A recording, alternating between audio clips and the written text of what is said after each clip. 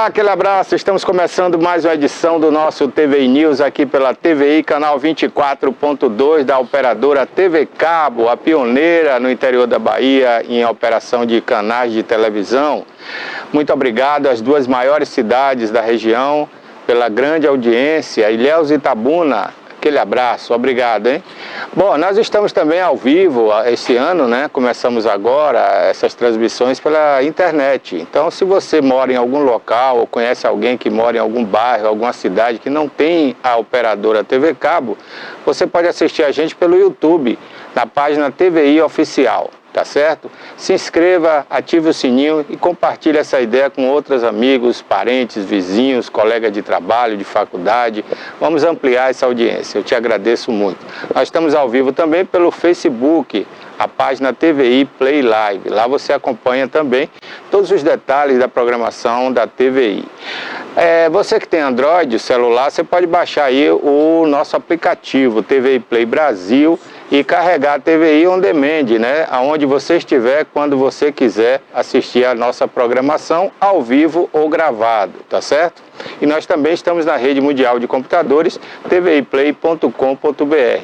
Lá você tem também notícias atualizadas minuto a minuto, pelo maior portal de notícias do Norte e Nordeste do Brasil, o Jornal à Tarde, inteiramente grátis para você, tá bom? Então fique aí atento aos nossos endereços na internet, nas redes sociais, nos siga, nos compartilhe e a gente agradece. O programa de hoje tem muita novidade aqui, muita notícia, muita informação e hoje também é dia do quadro Gente Grapiúna. Bom dia, Bárbara Oliveira. Bom dia, Barbosa. Bom dia a você de casa também que está acompanhando o programa TVI News, né? Temos sim muitas notícias hoje, inclusive aqui no Jornal à Tarde, que fica dentro do site do TVI. E você pode acompanhar as notícias atualizadas minuto a minuto. Já que está aparecendo aí um dos nossos convidados, apresenta logo eles aí para a gente, Bárbara. Olha, temos a participação hoje também dos professores e escritores Umaeta e Peligra. Eles estão lançando o livro, Barbosa, um projeto aí no Artumiro Fontes, inclusive no dia 24. Eles vão conversar com a gente sobre o lançamento desse livro, sobre o que fala esse livro, como você pode adquirir e muito mais, tá bom? Daqui a pouquinho. Ok, tudo isso e muito mais e as notícias factuais aqui no programa TVI News. E hoje o dia amanheceu, né, Itabuna, Ilhéus, com alguma chuvinha no período aí, espalhada em algumas regiões da cidade. Então vamos saber como é que fica o tempo hoje. Você que está saindo de casa agora, está preocupado, vai chover, não vai chover? Vamos conferir em algumas das principais cidades aqui do sul da Bahia e também da nossa capital, Salvador. Terça-feira, a previsão do tempo para Ilhéus, máxima de 29 graus, mínima de 22 graus, com probabilidade de chuva 14%, tempo parcialmente nublado. Em Itabuna, máxima de 29 graus, mínima de 21, com probabilidade de chuva 13%. O tempo por aqui também parcialmente nublado. Em Borarema, máxima de 29 graus, mínima de 21 e probabilidade de chuva 13%. Em Borarema também o tempo está parcialmente nublado. E lá em Itacaré, máxima de 28, mínima de 23, com probabilidade de chuva de 12% e tempo parcialmente nublado.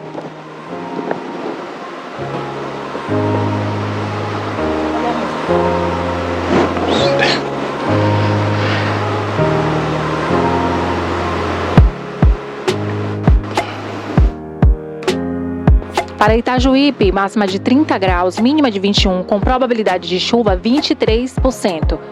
O tempo parcialmente nublado. E em Ibicaraí, chuva com tempestade, com temperatura máxima de 30 graus, mínima de 20 e probabilidade de chuva 36%.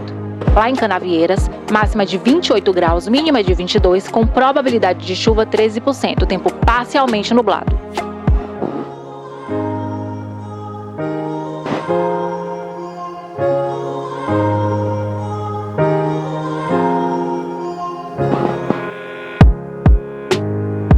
Em Salvador, máxima de 28 graus, mínima de 24, com probabilidade de chuva 31%, tempo chuvoso lá em Salvador. Em Porto Seguro, o tempo fica parcialmente nublado, com máxima de 27 graus, mínima de 21 e probabilidade de chuva de 16%. Já em Vitória da Conquista, chove, né, com máxima de 28 graus, mínima de 17 e probabilidade de chuva 61%.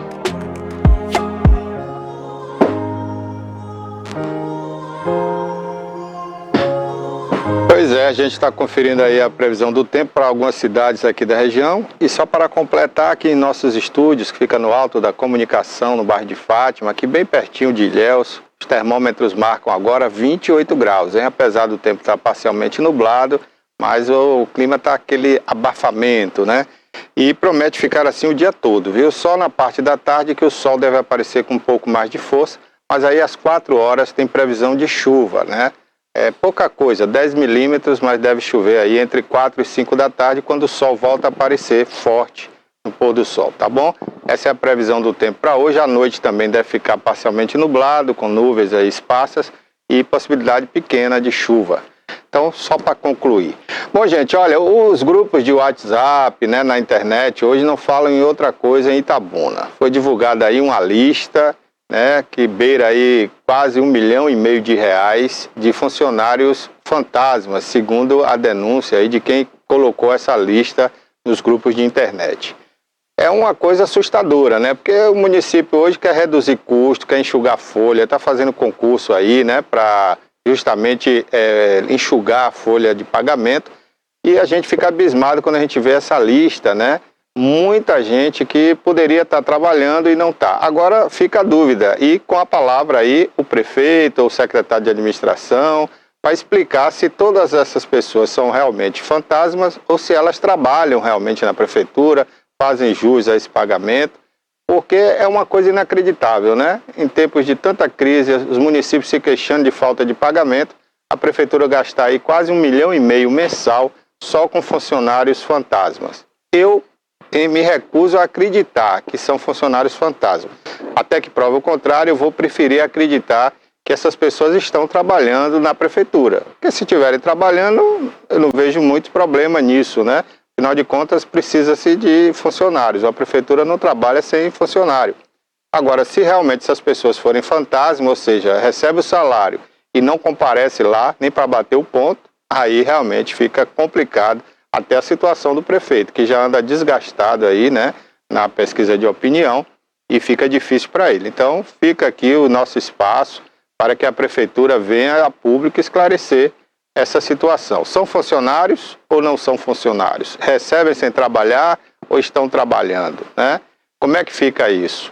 E tem uma relação ali de pessoas que, segundo a lista, está participando ou vai participar do concurso de seleção. Então, eu me recuso, como eu disse, a acreditar que são funcionários fantasmas, né, ou esquemas de rachadinha, né? Mas vamos ver, vamos esperar o esclarecimento aí da prefeitura. A gente gosta de ouvir sempre todos os lados. E como isso foi divulgado aí, espalhado, ninguém sabe quem foi que espalhou isso, né? Há uma dúvida aí em relação ao o vice, né, prefeito, o vice-prefeito Guinho, que já andou denunciando isso aí, inclusive o Ministério Público. Então, a população acha que partiu do Guinho, o vice-prefeito, a divulgação dessa lista. Vamos aguardar para ver os próximos acontecimentos. Bom, vamos lá, Bárbara, vamos ter destaque aí pra gente aí agora? Tem sim, Barbosa. Inclusive, o Portal à Tarde deu destaque à matéria sobre o assassinato da mãe Bernadette, né? No Quilombo, a família todo vive de luto. E a casa que ocorreu o crime, ela foi esvaziada. Ainda estão tendo as investigações com relação a esse crime, tá? E 3 dias após o assassinato da líder comunitária, né, o à tarde esteve lá no Quilombo Pitanga e observou que a casa ela foi esvaziada, né? Eles colocaram uma faixa, né, dizendo luto eterno, e ainda está sendo investigado. Essa é a matéria de destaque também aqui. Rui prevê recurso federal para o VLT do subúrbio. Né, tem essa matéria aqui também que você pode acompanhar detalhadamente, né, acessando aí o Portal à Tarde dentro do site tviplay.com.br. Pois é, nosso parceiro Jornal à Tarde, o maior portal de notícia do Norte e Nordeste do Brasil, um dos maiores do Brasil, hein? E por falar nesse caso da mãe Bernadette aí, né, tá fácil, segundo os próprios familiares, né, da polícia desvendar esse crime, uma vez que ela já estava aí apurando também o assassinato do filho dela. Então tudo leva a crer que uma coisa está ligada à outra, né? Então não está difícil descobrir aí o autor desse crime. Mas vamos lá, as entrevistas então, né? Estão aqui com a gente os professores, né? Zumaeta e também o Lorival, né? E a gente quer agradecer a presença de vocês aqui no nosso programa, né? Bom dia e obrigado por terem vindo. Bom dia, Barbosa. Bom dia a todos que estão nos assistindo.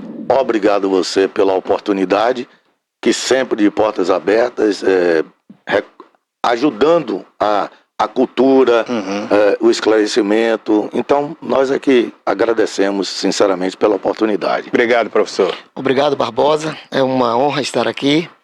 Velhos tempos. Então, fazia tempo que eu tinha estado aqui na TVI. Acho que deve ter uns 5 anos, ou 6. Então, agradeço, sobretudo pelo apoio que a TVI tem dado às questões culturais, que Itabuna já vem sofrendo bastante nesse aspecto, né? Então, é uma oportunidade para a gente poder falar sobre o que a gente está planejando para quinta-feira. Ok, então, muito obrigado aí. O professor Lorival, que é conhecido também como Piligra, né? Piligra, exatamente. Piligra, e o professor Cláudio Zumaeta. Bom, vamos começar então. Eu queria, antes de falar do evento, né? Eu queria falar sobre essa parte cultural, né? Em nosso município, qual a opinião de vocês, o que é que vocês estão achando? Bem, eu tenho acompanhado a reação de alguns grupos, de artistas sobretudo, desde a organização formal do Itapedro, que a prefeitura desembolsou um grande valor para a organização de um único evento anual e que poderia, evidentemente, redistribuir melhor isso. Além disso, eu passei outro dia, que eu estou morando em Ilhéus agora, mas eu passei outro dia de frente à antiga sede da FIC, lá no centro da antiga cadeia municipal, perto da Catedral. E partiu meu coração ver como que uma administração municipal consegue abandonar um espaço tão histórico e com uma, digamos, uma potencialidade no centro da cidade para se transformar no espaço vital de proliferação cultural, né? Então, eu acredito que a cultura em Itabuna, ela não pode ser gerida, ela não pode ser organizada em prol de um único evento anual. Isso não tem muito sentido, né? É preciso que a gente entenda que culturalmente Itabuna já tem muitos grupos de teatros, grupos de capoeiras que estão aí praticamente abandonados, grupos de duplas que trabalham com a arte circense, como palhaços. Além disso, nós temos também músicos. Então, é preciso ter, de fato, uma cultura e que a FIC possa valer aquilo que está posto no seu próprio regimento, né? Se você tem um conselho e você não escuta esse conselho, quer dizer, fica muito difícil. E aí, o que ocorre? A pessoa, ao invés de pensar que está enriquecendo a cultura, ela está, na verdade, empobrecendo. Por exemplo, esse evento que a gente vai organizar, nós não fomos procurados, nós não tivemos nenhum contato com a parte da FIC. Isso é muito ruim, porque eu sou professor, eu sou poeta, o professor Zumaeta é professor, é escritor, trabalha com literatura, e a gente percebe, né, que a cidade parece que ela está envolvida no momento de muitas obras, pequenas, grandes ou médias, não interessa, mas a cultura ela está sempre marginalizada, ela está sempre colocada como um elemento que é utilizado sempre muito próximo das eleições. A gente já está esperando isso, mas é muito injusto com a história de Itabuna do ponto de vista cultural. Uma cidade que tem poeta como Firmino Rocha, que tem um escritor como Jorge Amado, que tem um escritor como Ciro de Matos, pessoas fantásticas, que daqui, por exemplo, tem o pessoal que sai da música como Ari PB. Quer dizer, nós temos um lastro cultural muito sólido. A prefeitura deveria olhar com mais carinho para esse âmbito, né? É uma pena. Eu, Barbosa, concordo com tudo isso que o professor Piligra está dizendo e acrescento o seguinte: falta um organograma, ou seja, a sensação que nos dá é que a FIC, por exemplo, é um apêndice, né? Não faz parte do calendário cultural da cidade uma promoção contínua, diversificada. O professor Piligra apontou bem. É justo que se faça o Itapedro, que se mantenha essas festividades em alta. Mas é uma concentração excessiva de verbas que poderia estar sendo diluída em projetos de bairros ou projetos que sejam menores, mas que estejam, conforme Milton Nascimento falou, o artista tem que ir aonde o povo está. Né? E aí nós vemos uma referência triste na nossa cidade, que é o Adonias Filho, o Centro Cultural Adonias Filho. Há quanto tempo desativado? Entendeu?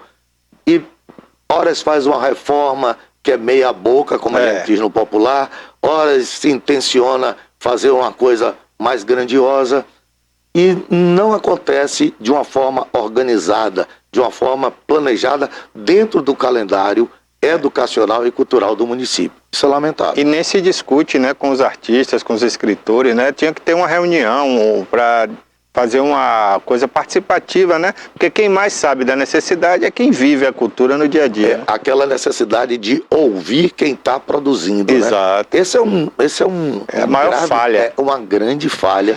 Em geral, você pega o cacauicultor, ele não é ouvido no processo Você pega o professor, ele não é ouvido no processo que vem de cima para baixo. Você pega o produtor cultural, o produtor de conteúdos. O professor Piligra tem 15 ou 20 livros, entendeu? É um gênio da literatura. E a gente fica à mercê dos interesses políticos já apontados pelo professor e se alinham quando está próximo das eleições. Eu particularmente sou a favor de que a FIC cuide apenas da cultura. Quem deve cuidar de grandes eventos e shows é a própria prefeitura. A FIC é uma instituição, é uma fundação. Então acho que ela tinha que se resumir em torno da cultura. Aí sim eles dariam atenção, né? Porque também não ia ter outra coisa para pensar, né? Nem gastar. Eu compreendo você também. Me parece que nessa gestão há um equívoco de entendimento da função primeira e última da FIC. A FIC é, de fato, uma fundação. Exato. Portanto, ela deve ser tratada como tal. Fundação. Quando você usa uma fundação como um aporte, como um adereço, como um apêndice, o que ocorre? O que vai ocorrer é sempre desvio de função. Desvio de função. Eu não quero também dizer desvios de verba, mas certamente... Mas quando a gente fala desvio, não é que a gente está querendo dizer que está roubando dinheiro. Não, é desviar de uma função para outra. Exatamente. Porque, veja, não é que o Ita Pedro não seja importante. É óbvio que é. E isso já está demonstrado. O que não está sendo corretamente executado, por exemplo, no meu entender, são as políticas culturais estabelecidas pelo próprio Conselho. Se você tem um conselho e você não escuta esse conselho, você silencia esse conselho, talvez por acreditar que esse conselho tem um viés político. Ora, mas a FIC, quando o seu gestor é indicado, é também um cargo político. Exatamente. Então, quem está à frente da FIC precisa... eu só conheço a pessoa por nome, eu não tenho nenhuma ligação. Conhecimento, nenhuma ligação, não sei qual é o tipo de atividade cultural que de fato o Aldo ele exerce ou exerceu. Então é preciso que ele tenha uma equipe que possa fazer o que Zumaeta disse. Estabelecer grupos culturais com bastante... reconhecer esses grupos e garantir, porque isso está garantido pelo próprio conselho, pelo próprio regimento, os recursos para que as coisas ocorram. Me parece que, por exemplo, a sala Zélia Lessa, me parece também está fechada. Está fechada. E foi reformada há pouco tempo. Não tem sentido. Quer dizer, você centralizar, como eles centralizaram a FIC lá no teatro, isso chega a ser desumano, porque muitos artistas que estão na dependência da FIC, eles mal têm, às vezes, acesso a isso. Então, eu acredito que democratizar a gestão da FIC seria o primeiro passo. O segundo passo é que haja uma gestão voltada com essa regularidade dos eventos artísticos.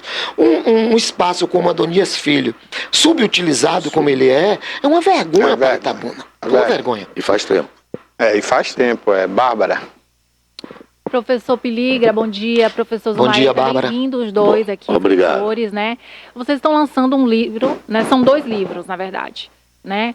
E conta pra gente sobre esse lançamento, quando vai ser. Eu tenho aqui o nome do livro do Piligra, é A Lógica segundo Arthur Schopenhauer. Schopenhauer. É Arthur Schopenhauer. Isso. E o livro do Cláudio Zumair Zumair. é Qualquer Coisa Qualquer, né? Então, o livro Qualquer Coisa Qualquer, que é esse aqui, certo? Ele é um livro de contos, literatura e Deixa eu história. mostrar aqui rapidinho. É um livro de contos, literatura e história. Tem um prefácio do professor Antônio Lopes, que é uma categoria maravilhoso, certo? Já foi avaliado pela nossa querida professora Tica Simões, que realmente ficou encantada com a produção proposta no livro. São contos diversos, em tempos e momentos diversos, e que tratam da fugacidade da vida, né? O quanto que nós devemos oferecer gentilezas, porque somos irmãos de humanidade, e que tudo passa, tudo acaba, nós não somos especiais em nada. E aí eu trago uma proposta de que qualquer coisa qualquer sempre vai nos acontecer. Então, como fazer para abrandar isso? É uma das propostas desses contos, muitos extremamente lúdicos e extremamente ficcionais mesmo. Certo. Eu faço um bate-papo, por exemplo, entre Fernando Pessoa e Freud aqui, e tem um bate-papo com Michel Foucault. Então, essa é a proposta do livro. Bacana, viu? Eu já ia até te perguntar sobre isso, né? Se era baseado em casos reais, mas você já explicou. E claro que as pessoas vão se identificar aí, né? Com situações do dia a dia, né? Creio que sim, porque elas estão em tempos diversos, entendeu? E tratam desse cotidiano mesmo, do sofrimento das pessoas. Aí, Barbosa, durante a escrita, eu me questionei muito uma coisa que era assim: o que é que nos une, onde quer que estejamos? 2 coisas: a morte e a dor, entendeu? Há momentos em que a brisa nos refresca, mas o natural é que estejamos no momento em calor, em momentos encalorados, né? Então, essa perspectiva de que tudo passa está muito contido aqui, e que essa é a razão, se você me permite, da capa do livro. Isso eu ia te falar, que eu li agora. É o universo. E num desses pontinhos aqui, estamos nós, entendeu? Às vezes, nos achando superiores, nos achamos... olha, todos estão acompanhando aí o drama de Faustão, né? Rapaz. E, lamentavelmente, está precisando de um transplante de coração. Né? Então, um homem que tem tudo, que tem todos os recursos, que pode ter todas as assistências, que pode ter, sabe? Mas que está suscetível a uma doação, né? A finitude dele ao encerrar, como qualquer um de nós. Como qualquer um, Eu costumo até, professor, falar o seguinte: eu fiz uma observação uma vez, né? Sempre eu viajava de avião, e na decolagem você vai observando que ao passar de 100 metros, você já não consegue identificar um ser humano no chão. É isso aí. Então nós somos tão ínfimos, tão significante, que a 100 metros de altura, 200, você não vê ninguém mais. É isso aí. Imagine, né? Você mostrou aí a foto do universo. Essa aí eu nem imagino como seria, né? Onde nós estaríamos nessa imensidão, né? É isso. É impressionante, né? Mas é bacana essa sua reflexão. Bom, seu livro...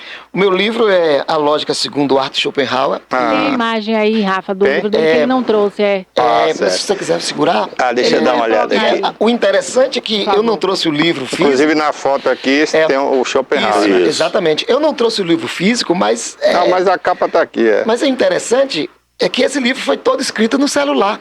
Foi? Exatamente. Uma novidade, né? Não, todo escrito no celular, então ele teria que aparecer justamente nesse contexto. É minha primeira obra, meu primeiro livro de lógica, de filosofia. É esse aí. É um livro dividido em 2 partes. É um livro inédito no Brasil. É o primeiro livro no Brasil a abordar de forma completa a lógica segundo Schopenhauer. Nem mesmo na Alemanha há um estudo completo como esse que eu fiz. Eu tive que traduzir uma parte do alemão para o português nesse livro, porque não tem tradução em português. Então é um livro de 344 páginas, como eu disse, todo escrito no celular. É um livro em que mostra um aspecto do Schopenhauer que destoa muito do natural como ele é compreendido. Ele é compreendido como um filósofo pessimista, um filósofo da negação da vida. Mas neste livro, por ironia, eu mostro um Schopenhauer extremamente positivo, um Schopenhauer otimista frente a um instrumento que nos diferencia dos outros seres, que é a razão. O Schopenhauer admite que nós não somos diferentes dos outros animais do ponto de vista do entendimento. Tanto nós quanto os animais, nós possuímos entendimento como outros animais possuem. O que nos diferencia dos outros animais é a razão. A razão. E a razão como uma faculdade capaz de criar conceitos, elaborar juízos e, portanto, também lidar com raciocínios. A compreensão, né? Isso. O livro lida com isso, com duas partes, em que a primeira eu descrevo toda a parte estrutural do entendimento, da sensibilidade da razão, envolvendo, sobretudo, a questão da linguagem. E a segunda parte é a lógica de Schopenhauer propriamente dita, dividida na teoria do conceito, do juízo e do silogismo. A peculiaridade do livro está em que Schopenhauer foi um dos primeiros filósofos, talvez o primeiro, no século XIX, a usar diagramas de Euler para poder demonstrar os conceitos, os juízos e os raciocínios. Então o livro ele é preenchido com uma série de diagramas circulares que serve para ilustrar e mostrar as relações entre os conceitos, os juízos e os raciocínios. Agora, Barbosa, uma coisa espetacular que aconteceu conosco foi assim: eu estava escrevendo o meu livro e ele o dele, e nós não tínhamos conhecimentos um do outro. Aí um belo dia o professor Piligra disse: ficou pronto, comemorando, e mandou para mim. No mesmo dia o meu ficou pronto. Aí eu disse a ele: o meu também. Aí ele falou: vamos lançar isso juntos. E aí nós temos conversado muito sobre isso. A paixão pelos livros os quais nós temos e a paixão pela leitura foi abrindo caminhos espetaculares. Quer ver? Você nos oferece essa oportunidade, certo? A Oconsul, através da doutora Célia Calil e do doutor Mangabeira, nos ofereceu o auditório do Artumiro Fontes. O Colégio Divina Providência nos ofereceu o coquetel. Olha, certo? Que maravilha. Catita está nos oferecendo a filmagem do evento. Falar nisso, tem tempo que eu não vejo Catita, né? Eu soube que ele teve doente, né? Mas já está recuperado. Mas já está recuperado. Ah, que bom. Aí a gente... O Jafé Ornelas vai fazer o som ao vivo. Nós fomos muito surpreendidos e ao mesmo tempo, sem procurarmos essas situações. Uma coisa espontânea, né? As pessoas foram sabendo e se oferecendo. Então é isso, voltando àquele ponto energia, inicial. né? Já pensou se essa força congregada na FIC, apenas, entendeu? Com essas contribuições, esses interesses, quando você oferece o espaço, quando alguém diz assim, Ornelas, Jafé disse assim, eu toco para vocês. Então veja que coisa interessante. Nós íamos lançar o livro de maneira isolada, né? Isolada e bem improvisada. Improvisada, é isso, e bem improvisada. E de repente as pessoas foram nos oferecendo e abrindo espaços e chegaram. As coisas vão acontecendo, né? Vão fluindo. É bonito. Ironicamente, Barbosa, o último livro que eu lancei em Tabuna foi justamente, se eu não me engano, em 2014, lá na FIC. No centro, lá próximo da catedral. Na antiga cadeia pública. Na antiga cadeia. Meu último lançamento foi lá. E teve uma recepção também, foi um evento muito significativo. E eu não posso deixar de externar também, de alguma forma, a tristeza, né? Porque ali era um espaço, quer dizer, nós não podíamos fazer um lançamento, por exemplo, lá no Teatro Candia Doria. Não fazia sentido, né? Nós pensávamos no lugar mais central. Então, e como eu disse antes, nós não fomos procurados por nenhum representante da FIC para poder dar qualquer apoio para isso. Apoio. Eu acho que isso Por exemplo, o mínimo que podia fazer era oferecer ali a Sala Zélia Lécia, que é no centro, né? No centro, dava oportunidade a muita gente participar, né? Mas temos que realmente agradecer, né? A doutora Célia Calil, ela foi muito compreensiva. Também tivemos a oportunidade de conhecer o projeto dela com síndrome de Down. Rapaz, é uma coisa linda. Né? Eu e minha esposa decidimos até fazer parte, nós vamos cooperar com o projeto. Então uma coisa foi juntando a outra. Me parece que o que nós imaginávamos antes, que seria um evento isolado e totalmente assim, de improviso, acabou ficando um mega evento. Nós estamos já preocupados, porque podemos ter um número de pessoas lá. A força das redes sociais, impressionante. Isso é impressionante. O professor Piligra, ele lida muito bem com isso, entendeu? E aí o que aconteceu? Quando nós começamos a colocar os primeiros spots e as vinhetas, aí as pessoas começaram a se interessar e, de determinada maneira, nós já estamos até um pouco preocupados com... mas não fique não, vai ser, né, mesmo que vá muito mais gente que vocês esperam, mas vai ser bom, né? Inclusive, rapaz, eu acho que essa questão filosófica também, né, deveria chegar a mais pessoas, porque a gente vê na periferia, nas comunidades onde as pessoas às vezes não têm acesso à internet ainda, né?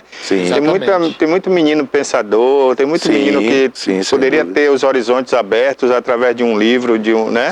E às vezes não tem acesso. Então, eu acho até que depois vocês poderiam fazer um outro tipo de evento mais popular, para que chegasse ao conhecimento dessas outras pessoas que não têm acesso, por exemplo, não sabem nem como chegar no Artumiro Fontes, né? É verdade. Inclusive, Barbosa, como eu disse, eu escrevo direto no celular. Há 4 anos que eu abandonei, inclusive, caneta e o próprio computador. Eu quase que não fiz. Mas você põe o teclado no computador no celular? Não uso, eu uso porque o teclado aqui do próprio... Eu não consigo, porque eu acho assim, muito, sei lá, pequeno, estreito, né? Eu uma habilidade... Eu também produzo tudo pelo celular. Ela é desse jeito aí. Eu desenvolvi uma habilidade para trabalhar com o teclado, Samsung Note e com o teclado do smartphone, de tal forma que eu consigo escrever sem me cansar, por incrível que pareça, e eu já tenho o meu material todo à disposição.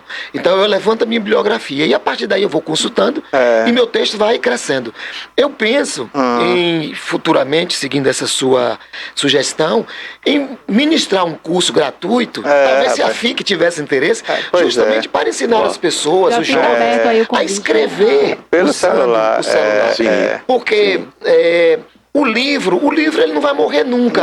O livro ele pode até diminuir a sua demanda, mas ele vai ser sempre um objeto, porque o livro tem uma peculiaridade, que é o cheiro.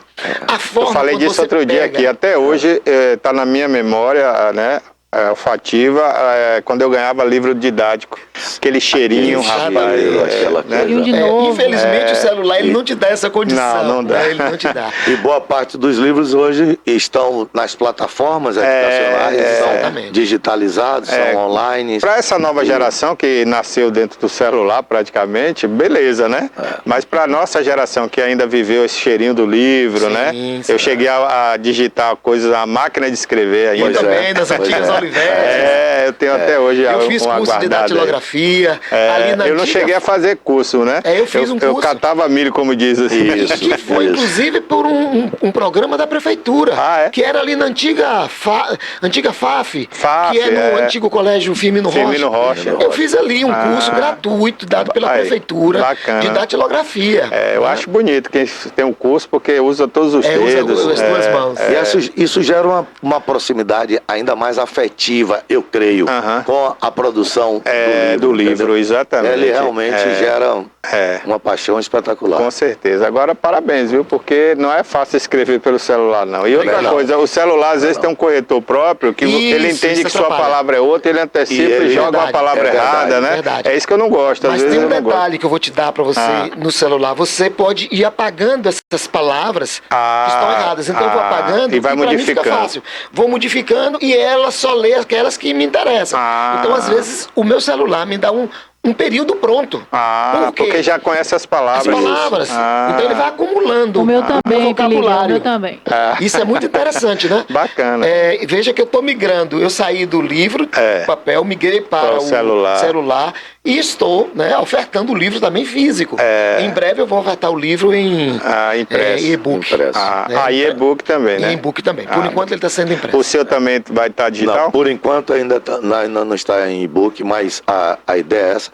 O professor Gasparetto, que é o editor, certo, a literária, né? Via Literário, ele tem essa pretensão, mas por enquanto ele só está no modelo físico. Bacana. Barbosa, desculpa, já que Zuma falou da questão da editora, uma outra peculiaridade desse meu livro é que eu diagramei todo o livro. Eu aprendi a diagramar. Nós criamos... Pelo celular também? Pelo celular. Eu com minha esposa, nós aprendemos... nós criamos um selo, 3,14, e eu imprimo por uma gráfica do Paraná, e eu consigo fazer... Já manda tudo prontinho. Tudo pronto, por demanda. Então, bacana. Em geral, como nós fazemos uma análise do que vai ser lançado, então nós já pedimos a quantidade de livros que nós sabemos o teto, para não ter que pedir 100 ou 150 livros. Então, a gente é melhor faltar do que sobrar. Simplesmente sobrar. Porque é caro, a impressão é muito cara. Muito cara, é verdade. E até depois para você armazenar esses livros, se você sobrar. Né? De minha parte, o professor Gasparetto, sempre eu tô no 5º livro com a editora dele, entendeu? Publiquei 3 com ele. E ele é um resolvedor, porque ao contrário de Piligra, eu tenho uma dificuldade imensa com o celular, entendeu? Então eu preciso ler e reler e trabalhar. E quando eu entrego para o professor Gasparetto, ele ainda faz a revisão. As revisões e tal, então ele é muito cuidadoso. O Gasparetto Inclusive, ele tem um programa aqui na grade da TVI, do Via Literário, que é apresentado pelo Rafael Gama, que é professor também, né? Bacana. Bárbara? Os dois são professores, a pergunta é para os dois, né? São professores universitários ou de ensino médio? Eu sou professor de ensino médio e professor de História, certo? Eu tenho mestrado em História do Brasil, sou pós-graduado, tenho uma primeira formação que é a administração de empresa, mas minha paixão sempre foi a história, certo? E estou agora pleiteando o doutorado, que é a fase que pode me possibilitar a chegar à universidade. É isso aí. Eu queria só lembrar quem está assistindo a gente pelas redes sociais também, né? E pela TV Cabo, vocês podem interagir com a gente, pode fazer perguntas, sugestões. Pode ser através do nosso WhatsApp, anote o número aí que vai aparecer na sua tela já. E você pode mandar mensagem de texto ou mensagem de vídeo, com o celular sempre na posição horizontal. Manda a sua sugestão, sua pergunta para os nossos convidados, para os apresentadores, né? Nós vamos comentar aqui a sua pergunta ou o seu comentário, tá bom? E a gente vai exibir também. Só não ligue para cá, porque a gente não tem como atender telefonema. Você que assiste pelas redes sociais também, você pode interagir, pode mandar seu chat, que a gente inclusive coloca no ar, viu? O chat que você mandar aí, falando dos nossos convidados, da entrevista, ou mandando pergunta, a gente publica aí ao vivo para você. E se você está assistindo esse programa na reprise, gravada, você também pode mandar sua mensagem que a gente vai registrar aqui depois, tá bom? E os próprios convidados depois também podem responder, né? Pela própria internet. Então fica aí a dica para você que está assistindo a gente. Bárbara. Piligra, continua a resposta. Eu sou professor na UESC desde 1996. Eu fiz uma especialização na UESC, fiz um mestrado na Paraíba. Em 2011, 2012 eu fui à Alemanha, comecei um doutorado, mas aí depois eu abandonei para cuidar da minha pequena Maria Tereza, da minha filha. Trabalhei também no Divina Providência há um tempo, se eu não me engano 3 anos, dei aula no ensino médio. E é isso, trabalho, tô quase me aposentando. O final do ano que vem eu já posso me aposentar, eu estou pensando. Mas antes eu quero ver se eu consigo publicar todo o meu material de filosofia até o próximo ano, né? Então, importante bacana. isso. Nossa alegria, a minha alegria em particular, é que em 2018 eu concluí o meu mestrado em História. Estava pleiteando essa publicação do mestrado pelo selo da USP, né? E não é fácil. E não é fácil. E, por incrível que pareça, ontem a USP aprovou a publicação e parabéns. a dissertação do mestrado se tornará um livro chamado A Cidade Submersa sobre os Frutos de Ouro, e com o selo da USP, que é uma conquista extraordinária, porque acho que na região, né, e para um professor de ensino médio, é inédito. Uma publicação muito com bom, selo da parabéns. USP. Já que ele falou da USP, esse meu livro, eu fiz um primeiro lançamento dele na UESC, e o professor que fez o prefácio, o professor Jarles Salviano, ele me fez o convite para ir também à USP no próximo ano, bacana. para fazer o lançamento dele no Colóquio Internacional Schopenhauer. Parabéns. Então, em março do ano que vem, teremos notícias. Vocês estão de E parabéns. outra pergunta também com relação ao design da capa, eu observei que ambos são preto, o design, a cor. E tem um significado isso? A pergunta também é para os dois. Sim. O espaço ter essa falta de luminosidade e tudo mais. E como eu estou tratando de se localize dentro disso aqui, entendeu? Aí o que acontece? O fato dele ter essa cor escura é porque alguns dos textos, muitos dos trabalhos que estão aqui, mostram aquele princípio que foi o norteador do livro. Ou seja, a dor e a finitude, ou seja, e a morte, nos une. Então, e aqui há casos de homens muito ricos, homens muito pobres, o próprio ditador Júlio César é um personagem do livro, seja o que socialmente representamos, estamos todos fadados pela dor e pela finitude. E o que é que nós devemos fazer sobre isso? O grande mestre para mim é Jesus Cristo. E ele disse assim: sejais gentis uns com os outros por uma questão de humanidade. Somos irmãos em humanidades. E essa travessia é dolorosa sem a gentileza. É isso que eu procuro mostrar aqui. No caso do meu livro, foi mera coincidência, né? Foi mera coincidência, não tem nada de especial. Agora, me permita fazer esse registro, viu, Barbosa? Que ontem eu fui tomado até de susto do falecimento de Erlon Brandão. Rapaz, o ex-vereador Erlon Brandão. Ex-vereador, um grande Professor, colega, né? professor na UESC, um dos grandes amigos que eu tive. Ele era muito amigo do meu pai, Erlon Brandão. De uma inteligência ímpar, uma pessoa incrível. Então eu queria fazer esse registro dessa questão, né? A finitude é o que nos marca. E há muito mais entre o meu livro e o de Zuma do que as pessoas imaginam. Por quê? Schopenhauer também tematiza o sofrimento, tematiza o viver e o morrer. Só que nessa minha obra, isso não aparece. O termo central da filosofia de Schopenhauer só é citado uma única vez, que é o termo vontade. Então, não há nenhum momento aparece o termo morte, nenhum momento aparece o termo sofrimento. Você procurou a sofrimento. face mais positiva. A face positiva dele, que é justamente essa parte da lógica. Mas de qualquer maneira tem uma lógica aí de semiótica, né? Porque, queira ou não queira, está contido aí dentro do contexto. Por isso que nos encontramos. Essa perda do professor Brandão, lamentavelmente, eu vou ter que fazer esse registro aqui, me permita, e foi recente a perda do meu irmão, Jorge Zumaeta. Jorge Zumaeta. Da verdade, UESC também, verdade. Entendeu? E que deixou esse legado, assim, no sentido de estudem, certo? O conhecimento é a busca, é o caminho para vencer os obstáculos. Exatamente. E é o que nós fizemos.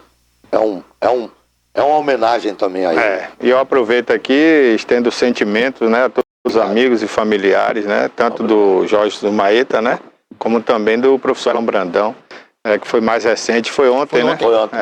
Foi outra. Lamentável, mas é a vida, né? É a vida, e a gente lamenta por quê? Porque a gente está vivendo num mundo muito bagunçado, né? Culturalmente falando também, né? Também, não é só isso. E quando a gente perde pessoas assim, ilustres, né? Pessoas que têm a contribuir, que têm conteúdo, a gente lamenta, né? Sabendo que é o natural de todos nós, né? Mas é lamentável para a nossa geração que vai ficando meio aqui órfão, né? Dessas pessoas. Verdade. A UESC vem passando, né? O último mês foi um mês muito... Os últimos 30 dias, várias pessoas de muito significado para a UESC se foram, né? Inclusive o próprio, um dos fundadores, Sônia Nazaré. Né? Eu tive também a sorte de conviver com ele. Uma pessoa brilhante, brilhante. É lamentável. Bárbara. Piligra, a maioria das pessoas tem vontade de escrever um livro para contar uma história, para relatar alguma coisa, para analisar alguma coisa. Qual a dificuldade e quais as etapas de uma pessoa que quer publicar um livro, o processo de criação? Conta pra gente, para quem está assistindo. Tá bom. Bom, a parte mais difícil de um livro é o conteúdo dele. Isso significa dizer que um livro, ele tem uma matéria. Essa matéria, ela tem diversas origens. Pode ser uma matéria científica, pode ser uma matéria literária, pode ser uma matéria teatral. Você tem que descobrir, em primeiro lugar, qual é o seu talento. Quer dizer, você gosta de escrever sobre que matéria, sobre que conteúdo. Então você tem que ter um conteúdo. Depois que você tiver um conteúdo, que você conseguir formatá-lo do ponto de vista da imaginação, com início, meio e fim, se for o caso, ou se quiser também de forma não linear, tá? Que é possível hoje narrar uma história que ela não seja linear, isso é possível. Você precisa, então, colocar isso numa matéria formal que nós chamamos de uma formatação de livro. Então você escolhe uma formatação. Em geral, é bom procurar alguém que saiba formatar livros, porque já coloca dentro disso. Aí vem a segunda parte, que é a parte que eu considero até fácil, que é publicar o livro. Publicar o livro você pode fazer de forma própria ou você pode fazer via uma editora. A terceira parte de parir um livro não é escrever o livro, não é formatá-lo, nem transformá-lo num livro real, como esse aqui está. Essas três partes são as partes mais fáceis. Qual é a parte mais difícil? É fazer com que este livro chegue ao outro. Ou seja, vender livro é uma das tarefas mais difíceis que alguém pode se colocar na vida. E eu estou me lembrando aqui, por uma memória afetiva, que no final da década de 80, início da década de 90, sobretudo aqui no bairro de Fátima, nós tínhamos muitas pessoas que passavam nas casas vendendo livros. O meu pai comprou, naquela época, Eles vendiam muita enciclopédia. A enciclopédia Barça inteira, que era caríssima. Ele comprou. Era uma tradição. Eu estudei muita coisa pela Barça. Ali era o nosso Google, pela né? enciclopédia Barça, exatamente.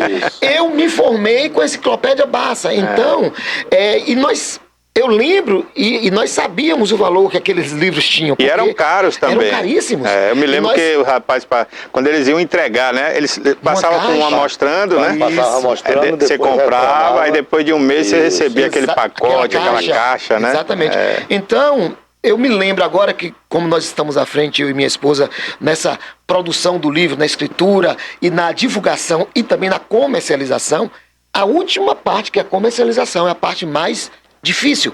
E talvez, eu tenho quase certeza que muitos autores abandonam a escrita, digamos, a escrita como uma profissão, por ver seus livros encalhados em casa. É uma tristeza você ter livros encalhados em casa. Isso é triste. Eu tenho uma tese sobre isso, Barbosa, que tem se acentuado ao longo do tempo. Boa parte dos nossos leitores, ou possíveis leitores, eles estão vivendo num mundo demasiadamente imagético e curto. Então, um livro, ele requer uma introspecção.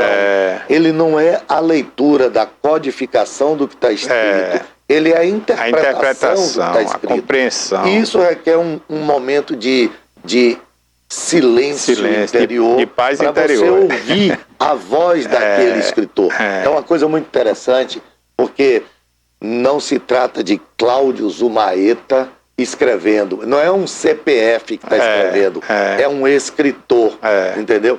Que existe você é craque nisso, ele consegue se distanciar de uma maneira... Fica na terceira pessoa. Na terceira pessoa. É importante. E aí, eu às vezes vou falar para os meus alunos e vou divulgar isso, e eles perguntam, alguns, felizmente não são todos, tem imagem? Entendeu? Tem imagem? Por causa dessa coisa. Não, mas essa coisa imagética, eu me lembro também quando eu era jovenzinho, né? Criança para adolescente, né? Sim. Eu gostava dos livros com imagens ilustrativas, né? Eu sempre gostei. Eu acho que isso já vem no nosso, né? Imaginário. No imaginário, né? Mas se acentuou bastante. Mas se acentuou muito e empobreceu muito, né? A cultura do livro. Porque a imagem termina você tirando. Eu dou um exemplo rapidinho, Piliga, se você me permite. Eu dou um exemplo seguinte. Eu estava assistindo uma dessas reuniões pedagógicas, uma convidada disse que a profissão do professor é próxima do surfista. Aí eu, poxa, fiquei observando. E ela pega uma imagem de um surfista, né? E aí a imagem vai abrindo. Quando você percebe, ele está surfando uma onda gigante.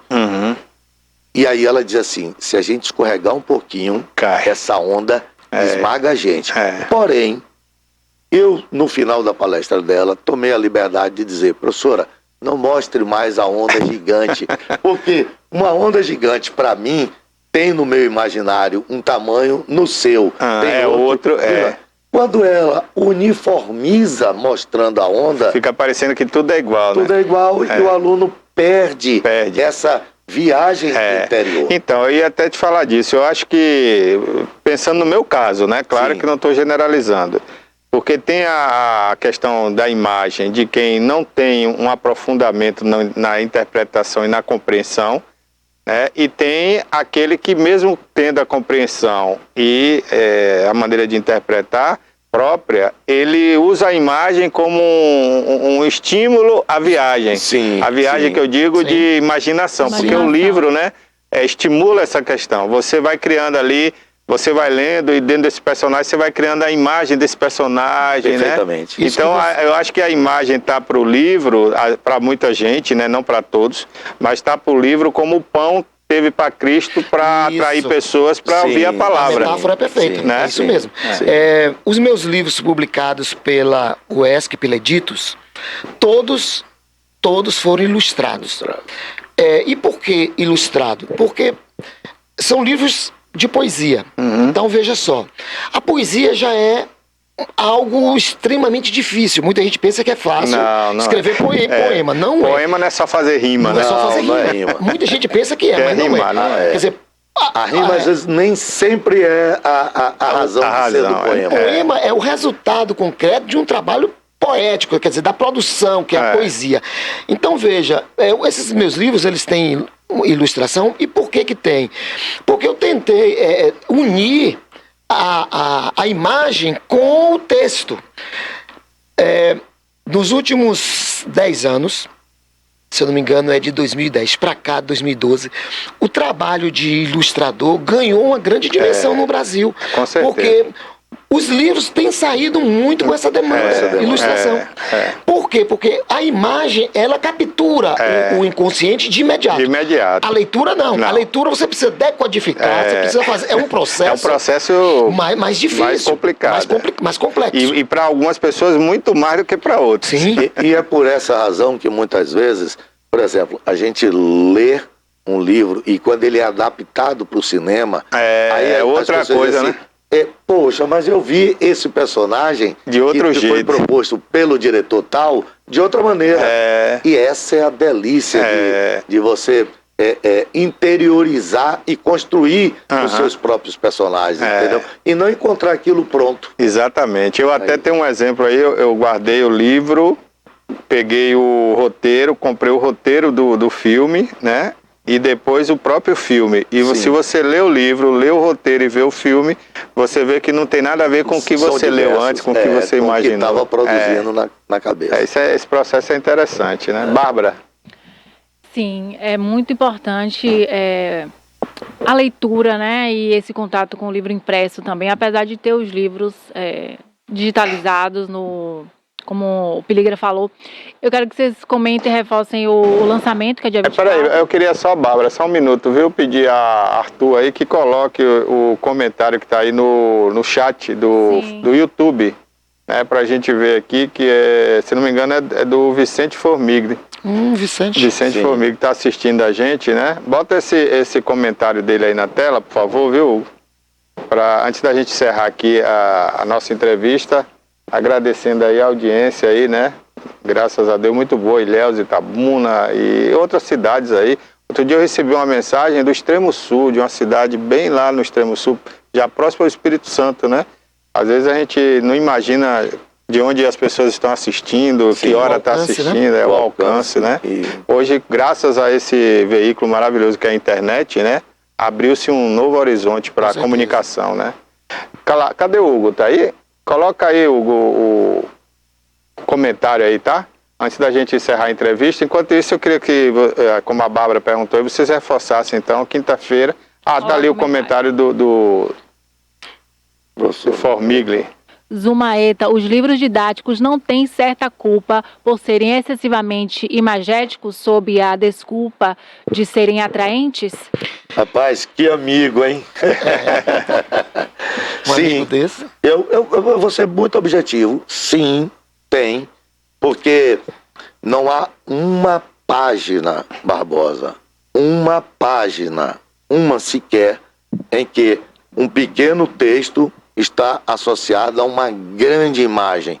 Então, o aluno, ele lê pouco, e aí ele reconhece pouco as palavras, e é por isso que quando a gente pede para ele explicar, por exemplo, eu estou dividindo um determinado assunto com eles, Revolução Francesa, e aí eu digo, vamos dividir essa leitura para não ficar uma coisa monótona, apenas do professor. Então, divida aí ele lê. Quando ele termina de ler, eu digo assim, ok, e o que é que você captou disso aí? Ele não consegue transpor, certo?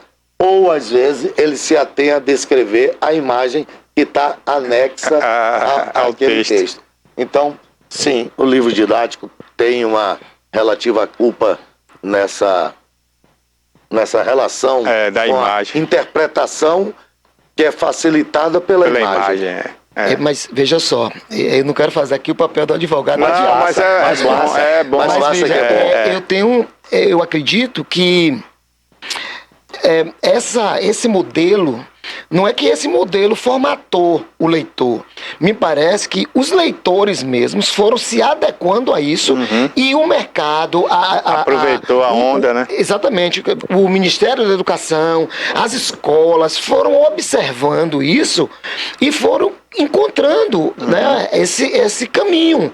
E isso foi dando resultado. Porque a questão não dá para comparar em nenhum tipo de grau os adolescentes que nós fomos com os adolescentes de hoje. É totalmente diferente. Não tem como. Então, concordo, veja, não dá para comparar a época que nós vivemos, que, por exemplo, na década de 70, final da década de 70, só na casa do meu pai tinha televisão. Nós não tínhamos internet, nós não tínhamos acesso. Tinha gente que saía de casa para assistir televisão na casa do vizinho. Então, observem, me parece que a pergunta do Vicente ela é importante, mas veja, não se pode também demonizar o livro didático. Eu acho que o caminho também não é esse, não é adequado. Claro que você também tem razão. O que a gente tem que procurar fazer existem alguns tipos de livros que não tem como você pôr imagem. Por exemplo, esse livro de lógica, o máximo de imagem que você vai encontrar dentro são diagramas. Mas tem lá diagramas. E às vezes, como um amigo meu, Jonas Boa Morte, disse... Jonas, está me devendo uma visita aqui, viu, professor Jonas? Ele se propôs a ler o livro e ele disse, mas professor Piligra, mas eu vi que tem uns diagramas lá, parecendo matemática. Eu disse, professor, tem.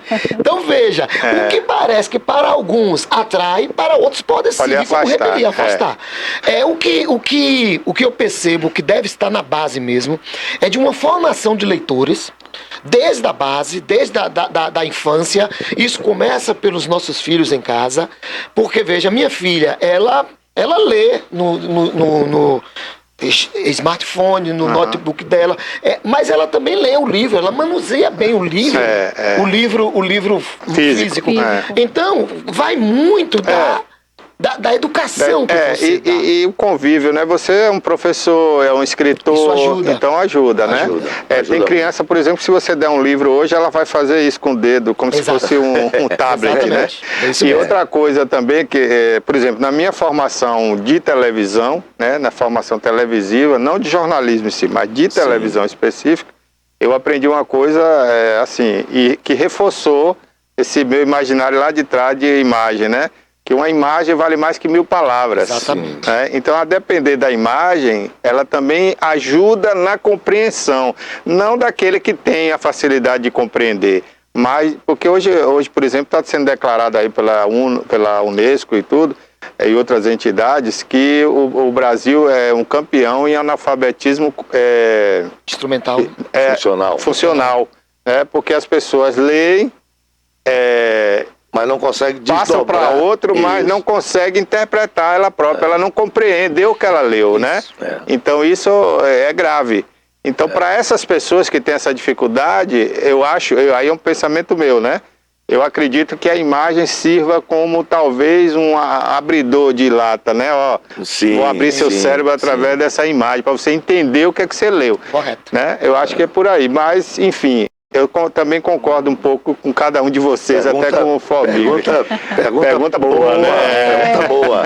Então, obrigado aí ao professor Formiga. Reforçando, o lançamento será no dia 24, depois de amanhã, na quinta-feira. Tomaeta? Lá no auditório do Artumiro Fontes. No auditório do Artumiro Fontes, a partir das 19 horas. Estão todos convidados e... Nós já estamos chegando no final, mas eu preciso de pedir uma benção aqui. Nada disso seria possível para mim sem a minha esposa Lu e sem minha filha Júlia. E nós somos, e eu posso garantir que eu conheço esse professor e amigo Piligra, nós somos apaixonados por essas mulheres fantásticas. A Rebeca tá ali na produção. Minha filha, que estão no apoio. Coisa linda, parabéns. Um grande beijo para Lu, beijo maior ainda para Júlia, que são as estrelas guias da minha vida. Bacana, parabéns, viu? Obrigado por vocês terem vindo aqui ilustrar nosso programa com esse papo tão rico, né? Hoje pela manhã. Vou te trazer o livro de presente. obrigado. Trazer um pra Bárbara. Obrigado, não agradeço. Me esquecendo, mas na quinta-feira eu trago e deixo aqui. Pronto, viu? Muito obrigado. E o espaço, vocês sabem, está sempre aberto aqui, que a TVI é um instrumento, né, de Itabuna, de Ilhéus, da nossa região, para difundir, né, a nossa cultura, também valorizar aquilo que nós temos, né? Sim. Não adianta a gente conhecer os grandes escritores de São Paulo, do Rio, de Salvador. A gente tem que conhecer os nossos, quem está aqui próximo, né? Então a TVI sempre se propôs a isso e não é agora que iria ser diferente. 18 anos de inaugurada. Nós agradecemos, viu, Barbosa? Vocês estão, claro, todos convidados. Obrigada, por favor, se tiver a oportunidade, apareça. Encontrei aqui ex-alunos trabalhando aqui, com você, né? Aqui na TVI. Bacana. Deixa a gente muito feliz ver esses alunos conquistando seus espaços. Então, muito obrigado pela sua abertura, gentileza e cordialidade mesmo. Muito obrigado a vocês, viu? Conversamos então aqui com o professor Lorival. Eu costumo chamar Lorival, né? Piligra, porque mas o conhecido, né? Piligra. E também o professor Cláudio Zumaeta, já muito conhecido aí. Muito obrigado, escritores, né? Vocês fazem parte da academia já? Não, ele faz. Você não quis? Não, eu não quis por enquanto. Eu sou da Academia Grapiúna de Letras. Eu sou muito jovem para Grau, né? Aqui é a Grau. Aqui tem duas academias, a Grau e a Alita. Eu faço parte da Grau. Eu digo que eu sou muito jovem para ser imortal. Então tá bom. Bom, gente, a gente vai agora para as cotações, né? Daqui a pouquinho vai ter o quadro hoje, Gente de Vitória. Então daqui a pouquinho, Gente de Vitória. Eu quero mandar um abraço ao Júnior Queiroz, né? Grande figura, Júnior Queiroz. Tá aqui prestigiando a gente, sempre nos dá audiência. Obrigado, Júnior. E também as esposas aqui dos professores, né, que estão aqui. Um abraço aí a vocês. E vamos lá, Bárbara. Vamos com as cotações, então? Vamos sim. O arroba do cacau em Itabuna, R$ 262,25. Ilhéus, R$ 262,25. Bolsa de Nova York, R$ 250,88. Camacan, R$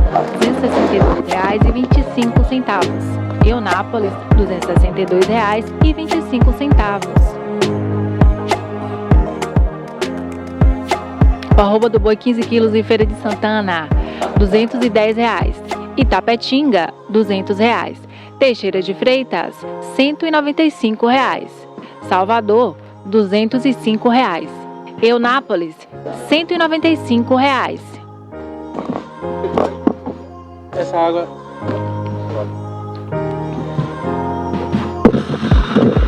Café arábica, saca 60 quilos em Barreiras, R$ 785. Vitória da Conquista, R$ 765. Bolsa de Nova York, R$ 969,38. Luiz Eduardo Magalhães, R$ 790. Café Conilon, saca 60 quilos em Eunápolis, R$ 625. E Itamaraju, também R$ 625.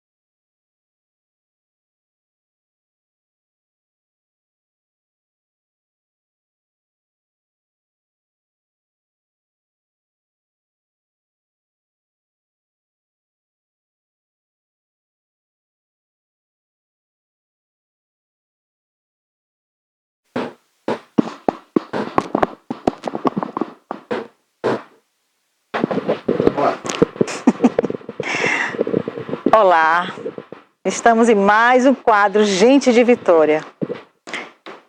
E neste dia, a gente agradece a Deus por essa oportunidade de estarmos aqui. Todos os espaços que Deus tem aberto para nós, comunicadores.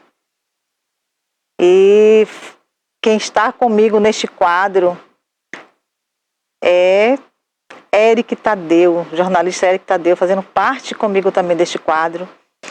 Ele que abraçou, junto comigo e a TVI, esta campanha, do mês de agosto, que é o combate à violência, a violência doméstica contra a mulher. Nós já tivemos aqui vários profissionais, inclusive mulheres, que faz parte dessa rede de apoio. Quero agradecer a todas elas que estiveram aqui conosco neste mês de agosto. E que essa campanha não seja só em agosto, mas que seja o ano inteiro, para que nós possamos ver mulheres livres da violência. Eu costumo dizer que eu fico muito triste quando eu falo sobre isso, porque a gente aprende a falar de amor e não de violência. Mas é com este amor que a gente também está aqui. E durante este mês foi o amor que moveu o nosso coração para estarmos aqui falando sobre este assunto.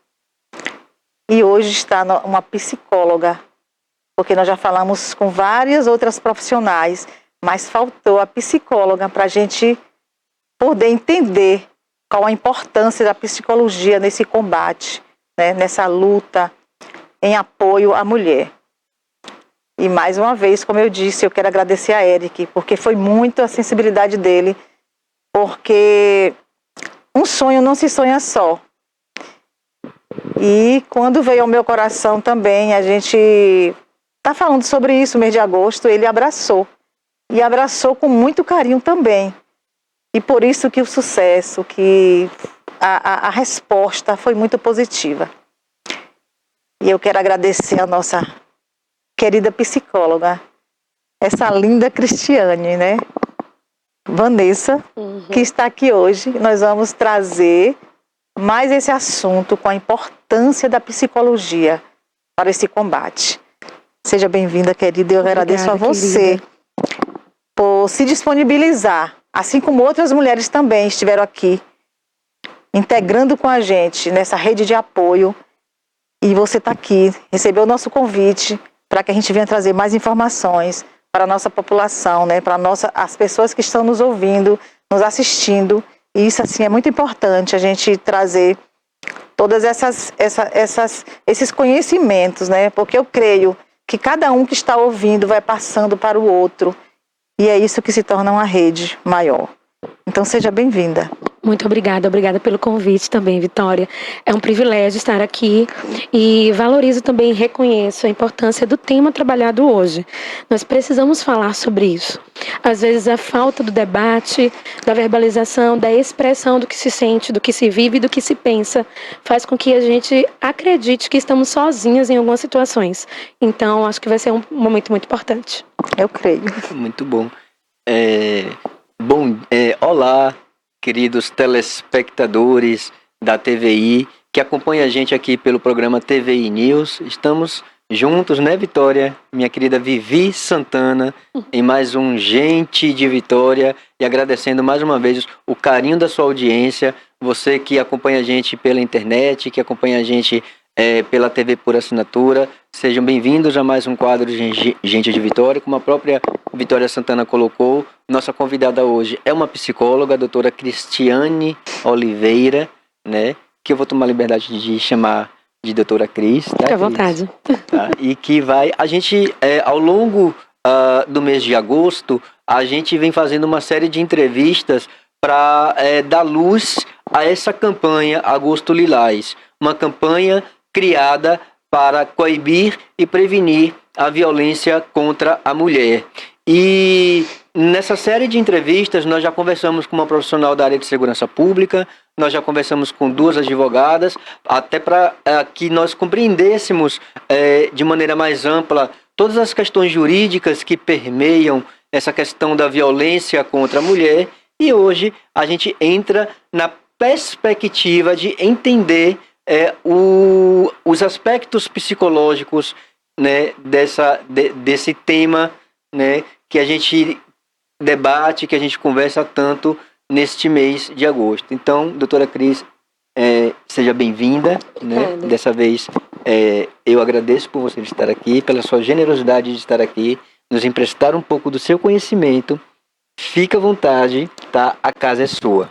Obrigada, querida. Ô, Cristiane. Você gosta mais de Cristiane ou Vanessa? Tanto faz. Então vamos lá. Você é mãe, tem filhos? Sou mãe, tenho 2 filhos, um de 5 anos e um de 10. Ótimo. E 2 meninos? 2 meninos. Aí já vem uma coisa importante para a gente conversar sobre a questão do papel da mulher na sociedade. Sim. Como é que Cristiane e Vanessa educam esses meninos para que eles não sejam, no futuro, homens que, porventura, não assimilem, né, como se deve tratar uma mulher? Sim. Primeiramente, com a graça de Deus. Eles têm quantos anos? 5 e 10 anos. Por que com a graça eu digo? Porque educar o indivíduo não é fácil. Só quem é mãe e pai sabem disso, né? Então, a primeira coisa que facilita, a primeira variável que interfere na facilitação dessa educação foi ter escolhido bem o meu marido. Porque nós compartilhamos essa educação. Eu não os educo sozinha. Qual o nome dele? Alberto Matheus. Pronto. Foi ter escolhido bem o meu marido, que tem os mesmos princípios que eu, os mesmos valores também. E por mais que nós sejamos diferentes, venhamos de culturas familiares diferentes, nós precisamos, no início, conversar, decidir e entender quais seriam as necessidades dos meninos em relação à compreensão do relacionamento que perpassa inicialmente dentro da nossa família. Sim. Então, com a compreensão do relacionamento, como tratar bem o outro, como se portar, como falar, como tratar. Então, não é fácil. A gente sabe que não é. Numa dinâmica que nós temos, numa vida que envolve carreira, né, profissão, vida familiar, não é fácil. No entanto, quando há essa cumplicidade e também um esforço mútuo, a gente consegue educá-los processualmente. Então, mesmo com o seu pequenininho de 5 anos, dá para conversar. Dá. Claro que a gente não vai conversar com uma criança de uma maneira tão técnica como a gente conversa aqui. Mas dá para ensinar para uma criança que, por exemplo, se o seu menino de 5 anos está brincando com uma menina e de repente há ali um conflitozinho, você precisa explicar para ele que com ela, com a amiguinha dele, ele precisa ter um pouquinho mais de cuidado, né? Um pouquinho mais de carinho, sensibilidade. Independentemente de ser mulher. Exatamente. Com todo mundo a gente precisa ter carinho, né, Vanessa? Dá para ensinar a uma criança o valor que a outra pessoa tem e que ela tem também. Então eles conseguem aprender desde muito cedo e faz parte estarmos presentes. Porque se nós não estivermos presentes, quem ensinará? Então eles conseguem aprender o valor que eles têm, com as suas características, com a sua individualidade e o valor que o outro tem também. E entendendo o valor do outro, eu preciso aprender como me comportar com essa outra pessoa, como respeitar o limite da outra pessoa, a diferença da outra pessoa, se é uma criança brincando com uma outra criança, entender que o outro não gosta das mesmas coisas necessariamente, ou que não é o tempo daquela brincadeira, mas é de outra, e a gente vai ensinando habilidades sociais que facilitam muito nesse desenvolvimento infantil e também contribuem para que você consiga conversar, se comunicar, respeitar e entender o seu lugar e o lugar do outro. E isso acontece desde muito cedo. Até mesmo na relação, um momento que o homem quer ficar um pouco só, que a mulher também tem um momentinho dela também, de ler um livro. Sim. Essa questão também desse relacionamento também colabora muito também, não é isso? Exatamente, colabora. E como eles passam a maior parte do tempo em casa e na escola, estando conosco, nós precisamos ensinar exatamente isso. A forma de tratar, o tempo de cada um, o limite de cada um. Isso, estar juntos ali, Estar juntos. cada um respeitando o seu espaço, né? Se nós não estivermos com os filhos, o que nós receberemos quando nos encontrarmos é simplesmente o resultado de uma construção de repertório de comportamento. Mas quando nós estamos com eles, nós temos a possibilidade de um treinamento de habilidades, entende a diferença? Então, se a gente passa pouco tempo com os filhos, o que é que chega? Um resultado. Se a gente passa um tempo significativo, intencional com os filhos, quais são as oportunidades que nós temos do ensino, não só da correção, não só do ajuste, mas do treino ali no momento oportuno. Aí quando vê alguma coisinha diferente, já percebe. Exatamente. Aí aqui saiu um pouco da linha aí, né? Um tom mais alto, por exemplo. É verdade. Né, que já demonstram a agressividade na infância. Nós, né, como pais, podemos trazer um ajuste, um ensino, e aí a gente pode pedir para a criança, por exemplo, uma coisa bem prática, né? A gente pode pedir para a criança repetir o que foi dito, mas num tom de voz mais natural, menos agressivo, menos irritável. Até a palavra diz que ensina o menino, a criança no caminho que deve andar. É junto, né? Para que depois, quando cresce, não... Aí minha mãe dizia assim, o pescoço já endureceu.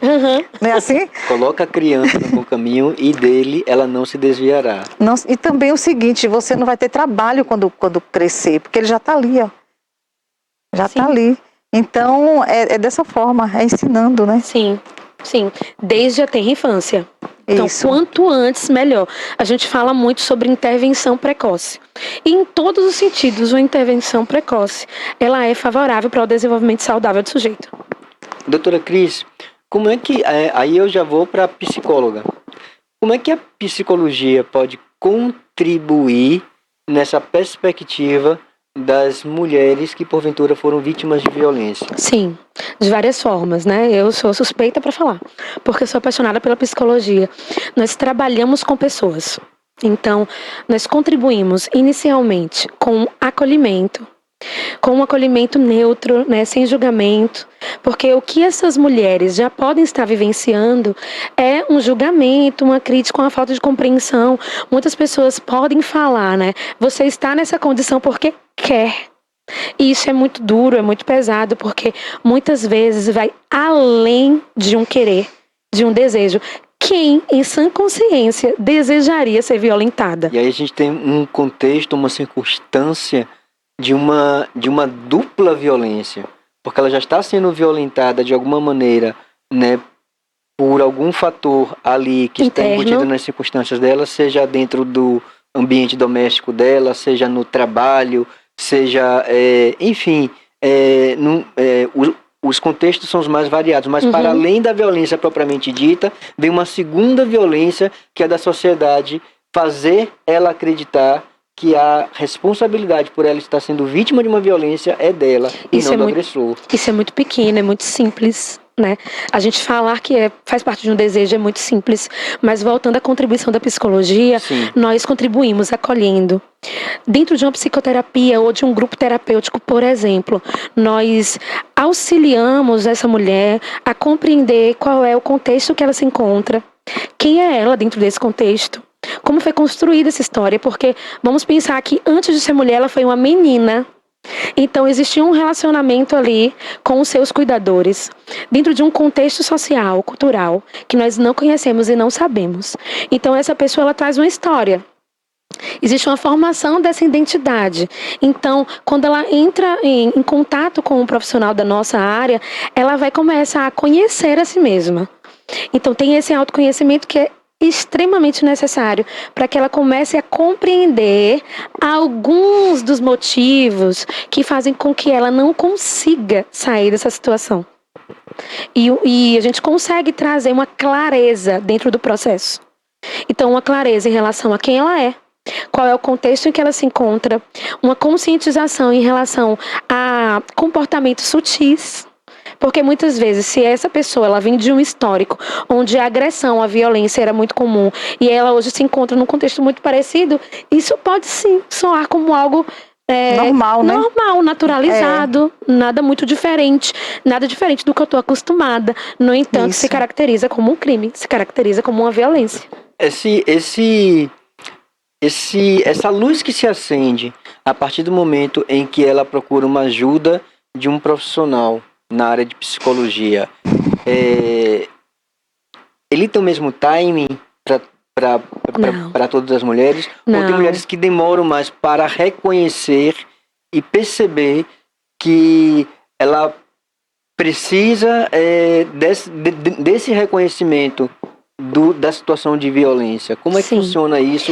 Isso vai depender de algumas habilidades que a pessoa possa ter. Por exemplo, tem pessoas que têm uma inteligência intra e interpessoal, que é uma facilidade de compreender a si mesmo e compreender o outro. Então, essas pessoas podem ter mais facilidade de compreensão e de entendimento dela mesma e do processo. Tem outras pessoas que não. Demoram um pouco mais até chegar a esse autoconhecimento, por exemplo.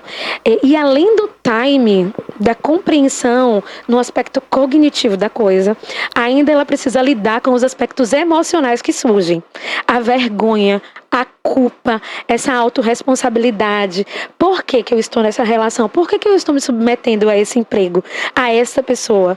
Então existe aí um misto de emoções, né, e clareamentos, Vulnerabilidade cognitivamente também, não é? falando. Sim, e aí imagina uma pessoa se perceber vulnerável dentro de uma condição que se repete e sem saber o que fazer. Qual caminho seguir?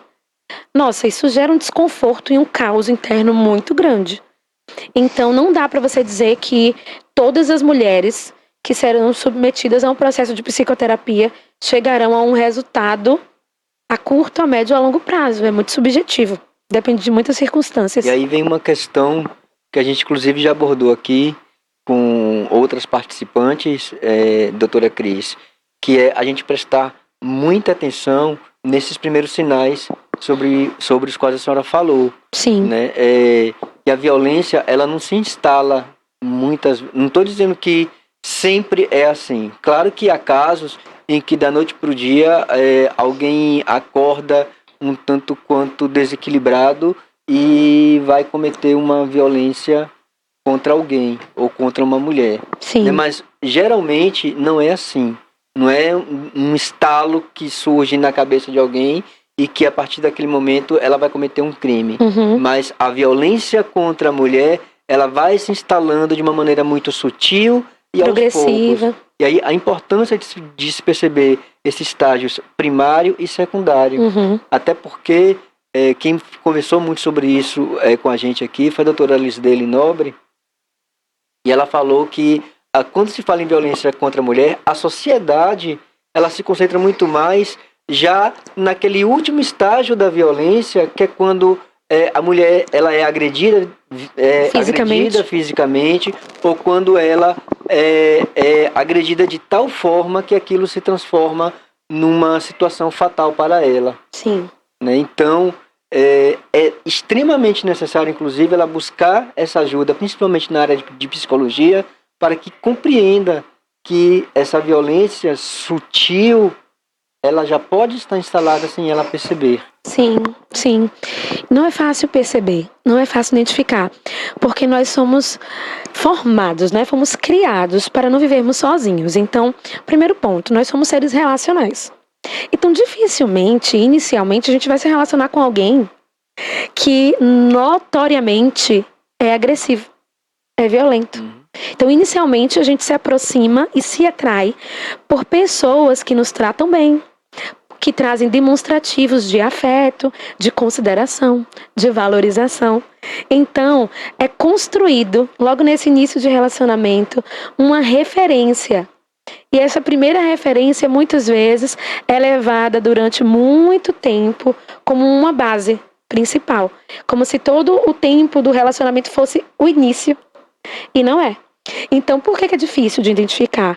Porque envolve afeto, envolve apego, envolve bons momentos também, muitas vezes, certo?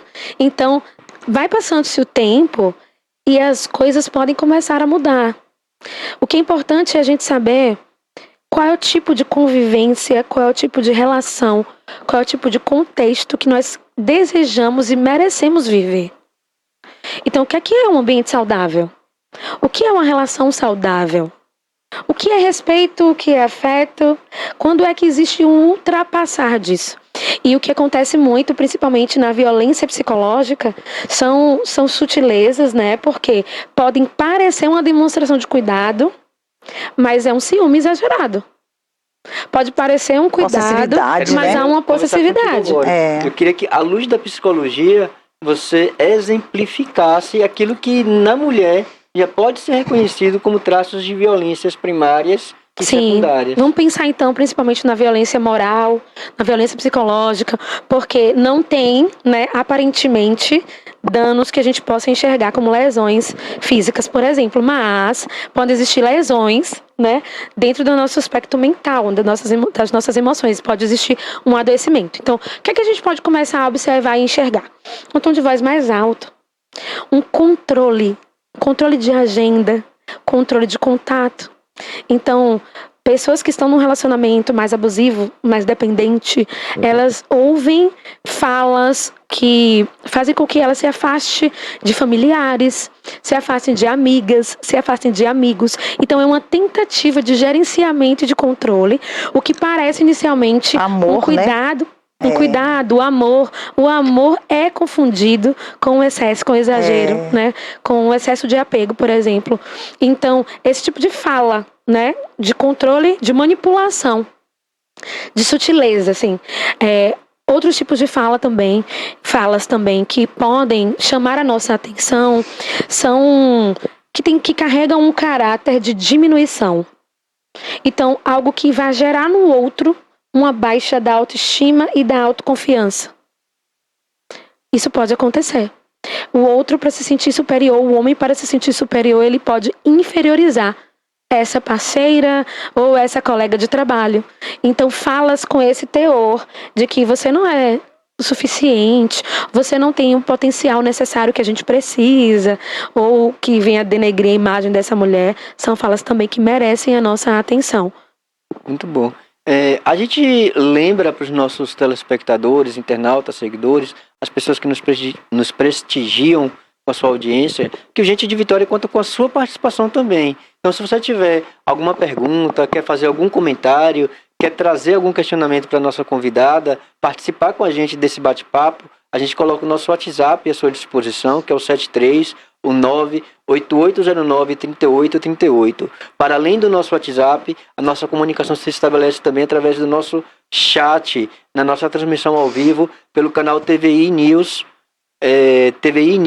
Brasil no YouTube. Procura lá, participa do chat com a gente está acompanhando tudo aqui. Vocês me veem com o celular na mão, viu, gente? Não é porque eu não estou prestando atenção na entrevista, não. Porque a gente está acompanhando em tempo real como é que está a temperatura da nossa conversa e quais são as perguntas que nos chegam. Ok, doutora Cris? E aí a gente já tem alguns questionamentos então vamos. de alguns telespectadores, por favor. Deixa eu pegar aqui rapidinho. Antes da gente pegar esses questionamentos que estão aqui, eu queria que você conversasse com a gente se há uma possibilidade, e aí a gente conversou sobre isso inclusive lá nos bastidores. Eu ilustrei para você um dos casos mais conhecidos de violência contra a mulher nos últimos tempos aqui na nossa região, foi de um cidadão em Ilhéus, que ele foi flagrado, foi filmado, dando socos em uma mulher, imprensando ela contra um veículo e dando socos nela. E aquele caso ganhou uma repercussão, né? O vídeo viralizou, ganhou a grande mídia, quase todas as emissoras de televisão aqui na nossa região e até do Brasil repercutiram essas imagens. Ele, se eu não me engano, eu não tenho certeza absoluta, mas se eu não me engano, no momento em que aconteceu essa ocorrência, ele fugiu para não ser preso em flagrante, para não ser flagranteado, e alguns dias depois ele se apresentou e foi liberado para responder ao crime em liberdade.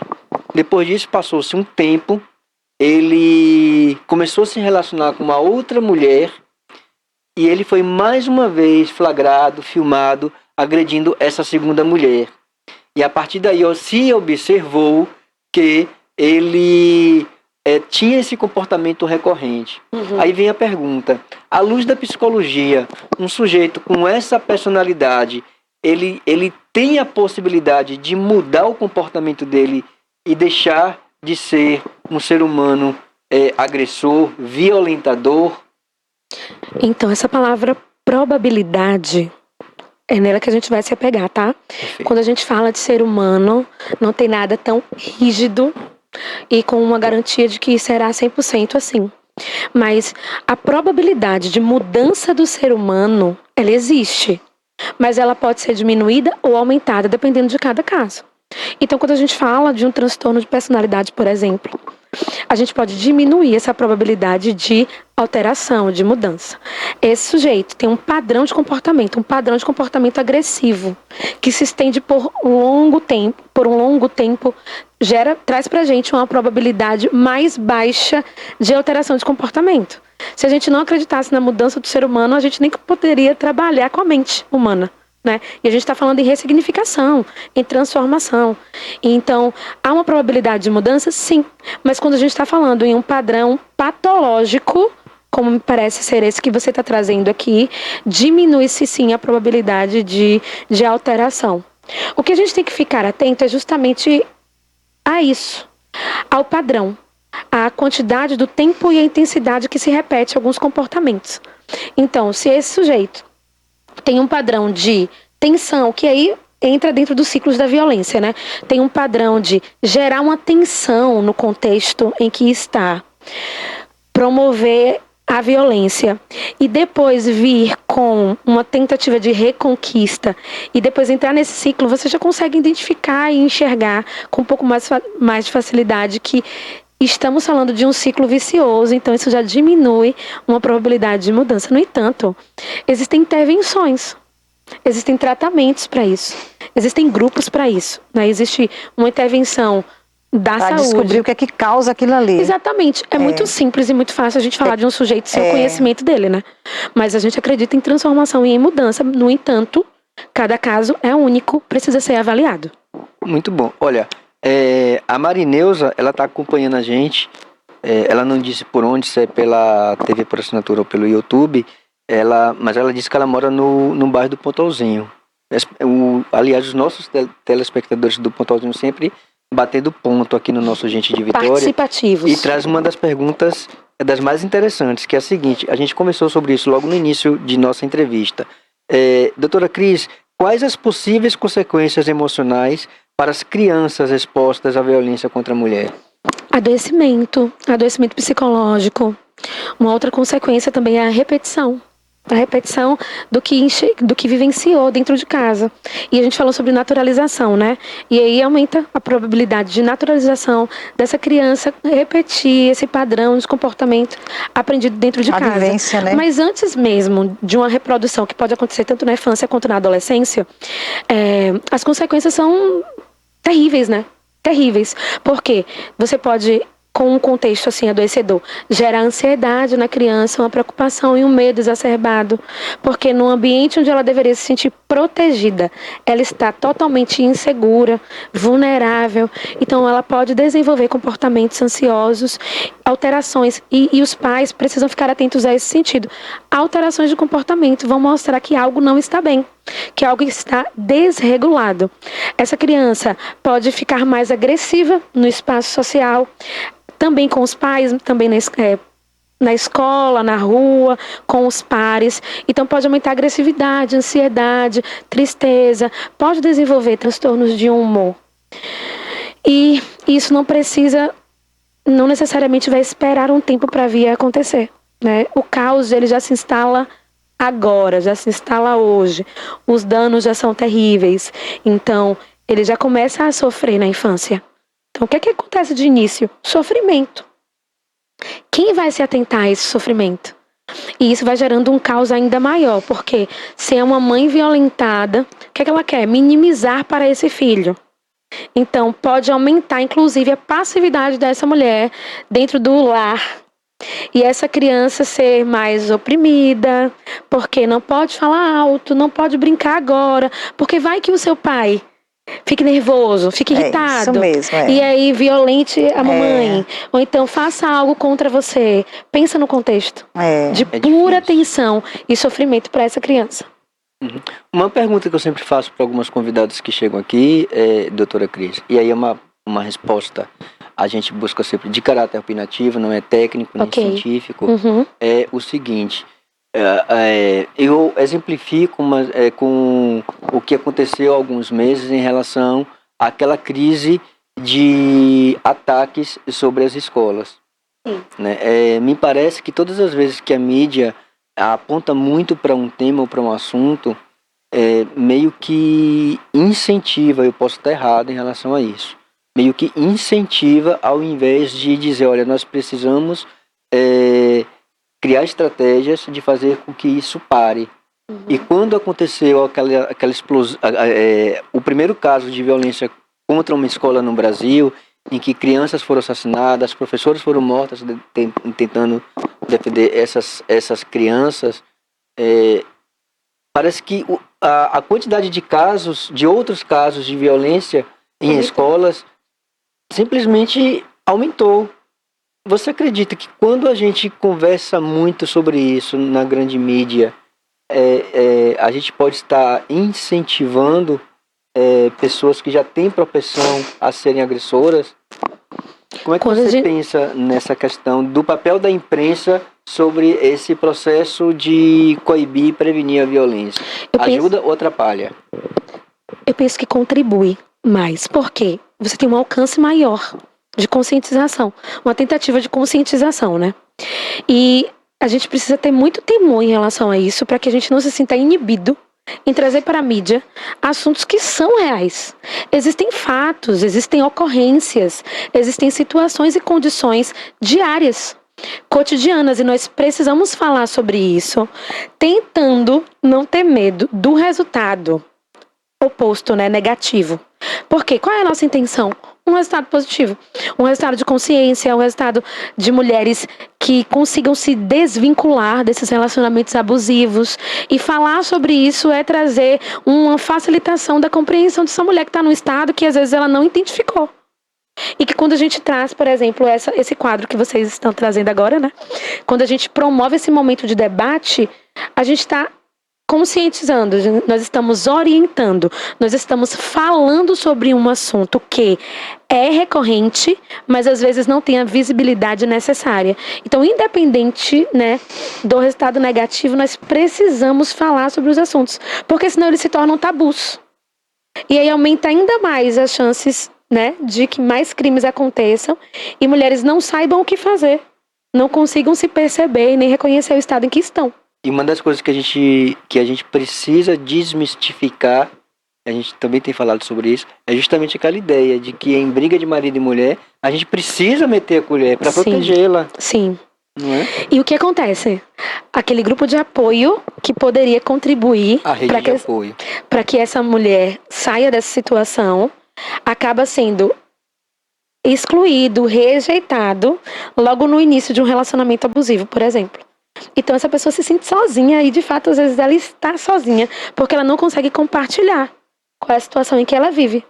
Mas se ela tiver uma amiga que chegue para ela, converse, uma amiga, vai despertando essa sua relação com seu companheiro, vai despertando para ela ali, ela vai conseguindo ter um outro olhar sobre aquela situação. Às vezes sim, porque tem muita né? mulher só. Às vezes não. E isso que é muito difícil de lidar. Porque quando você convida alguém que você suspeita que está dentro de um contexto de violência, essa pessoa já está frágil, insegura e nem sempre ela pode bem conseguir... Bem filtrada naquela situação. Ela conseguir perceber ou conseguir aceitar e reconhecer que de fato precisa de ajuda. Porque aí a gente volta lá para o que a gente começou a falar. Reconhecer que você está nessa situação é reconhecer também que você é vulnerável. E isso é difícil para o ser humano nos aspectos gerais. Então, mas a gente pode fazer. E reconhecer o amor próprio também da mulher, Exato. não é isso? Mas a gente precisa fazer, a gente precisa acompanhar e trazer para perto, numa tentativa não de julgamento, mas numa tentativa de acolhimento e de investigação. Como é que você tem se sentido nessa relação? Como é pra você quando essas e essas coisas acontecem? Porque eu percebi isso e isso e isso daquela vez que nós estávamos juntos. Como é que foi pra você? E conversando para que essa pessoa se sinta segura novamente e saiba que tem um suporte, né, e um auxílio para conversar sobre isso, para se desvincular, para denunciar. Muito bom. E para conquistar o seu próprio espaço, né? Sim, de novo. De novo. Porque foi um espaço tomado. E que às vezes não há esse reconhecimento. Porque inicialmente é uma relação que pode ser suficiente. Mas e depois? Tem até um livro de Padre Fábio de Mello, que é Quem Me Roubou de Mim, né? O título, não é? Porque esses relacionamentos roubam a identidade da mulher. Exatamente. A sua identidade, o seu amor próprio. Ela fica sem identidade. E perpassa um pouco por também um assunto que nós conversamos ali nos bastidores, doutora Cris, que foi quando nós conversamos assim, nós temos hoje uma mulher emancipada socialmente, a mulher que lutou, reivindicou e conquistou para si espaços sociais que até um tempo atrás eles eram completamente proibidos. Né? Por exemplo, a Copa do Mundo de futebol feminino, para mim foi um dos momentos mais simbólicos dessa luta da mulher por espaços. Nunca uma Copa do Mundo de futebol feminino teve tanta visibilidade, com tantos patrocínios, com tantas grandes emissoras do mundo inteiro cobrindo e divulgando um evento esportivo como esse, né? E nessa perspectiva da mulher que reivindica para si os espaços sociais, ela acaba sofrendo não vou dizer uma violência, mas talvez um preconceito, talvez um processo de opressão em que alguns homens, né, alguns sujeitos, né, atores sociais, olham para aquela mulher e observam aquela máxima: vocês não lutaram tanto para conquistar o direito de trabalhar, para estarem fora do ambiente doméstico, então agora é hora de vocês cuidarem dos seus trabalhos, dos seus maridos, dos seus alfazeres dentro das casas.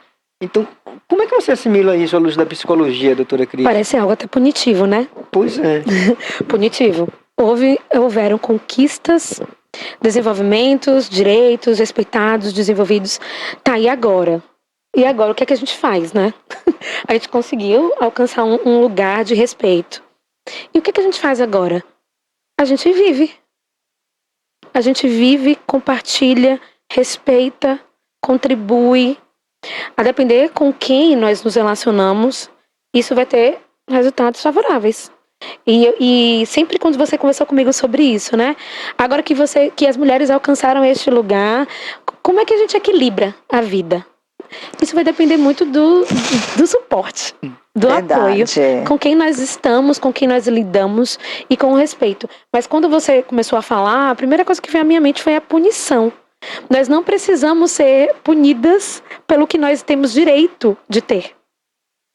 O direito das nossas conquistas. Toda mulher tem o direito de estar onde ela quer estar. Isso é irrevogável.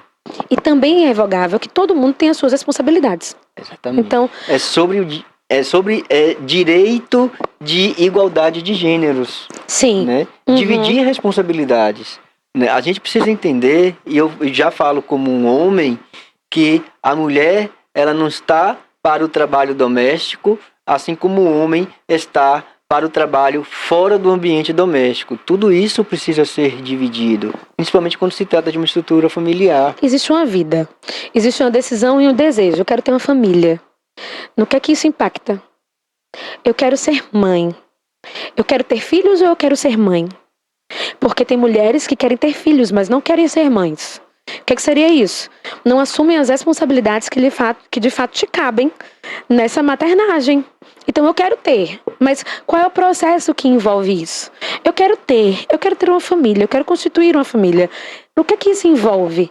Para o homem, para a mulher, independente de quem seja, quais são as suas responsabilidades embutidas nessa escolha, nessa decisão. Eu quero ter uma família, mas ambos trabalham fora. Eu quero ter uma família, mas apenas um trabalha fora. Como vamos regular isso? Como vamos ajustar e alinhar isso? Isso perpassa por uma comunicação assertiva. O que eu desejo, o que você deseja, como vamos construir isso juntos? Então, o respeito e a responsabilidade, para mim, são o que nesse momento precisa vigorar, né? Precisa estar aqui e agora.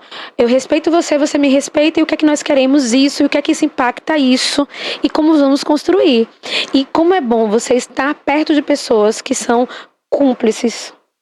Porque estamos juntos, independente das dificuldades que nós teremos.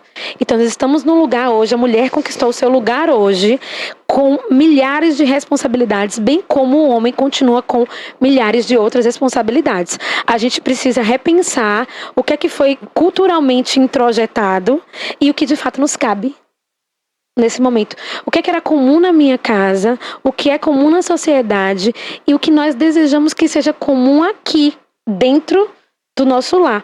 Então esse poder de decisão, e falando da psicologia, né? Na psicologia nós falamos muito sobre a tomada de decisões. Uma tomada de decisão consciente.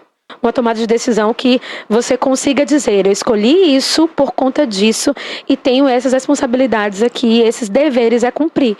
Então, uma pessoa madura vai conseguir tomar decisões mais assertivas, se comunicar e equilibrar aí os pratos, né, de alguém que sabe os seus direitos e os seus deveres também. Tem muitas mulheres que ela conquistou um espaço, né? Ela conquistou um espaço na área profissional, sim, até além do que o companheiro, do que o esposo, e eles conseguem até dividir a tarefa doméstica, ela cuidando daquela parte financeira da casa, e ele cuidando, e às vezes ele fica em casa cuidando das crianças, das coisas da casa, enquanto ela vai buscar, né, os recursos para a família. Enquanto ela está ganhando mais do que ele. Tem muitas vezes que a mulher está trabalhando e o esposo está desempregado.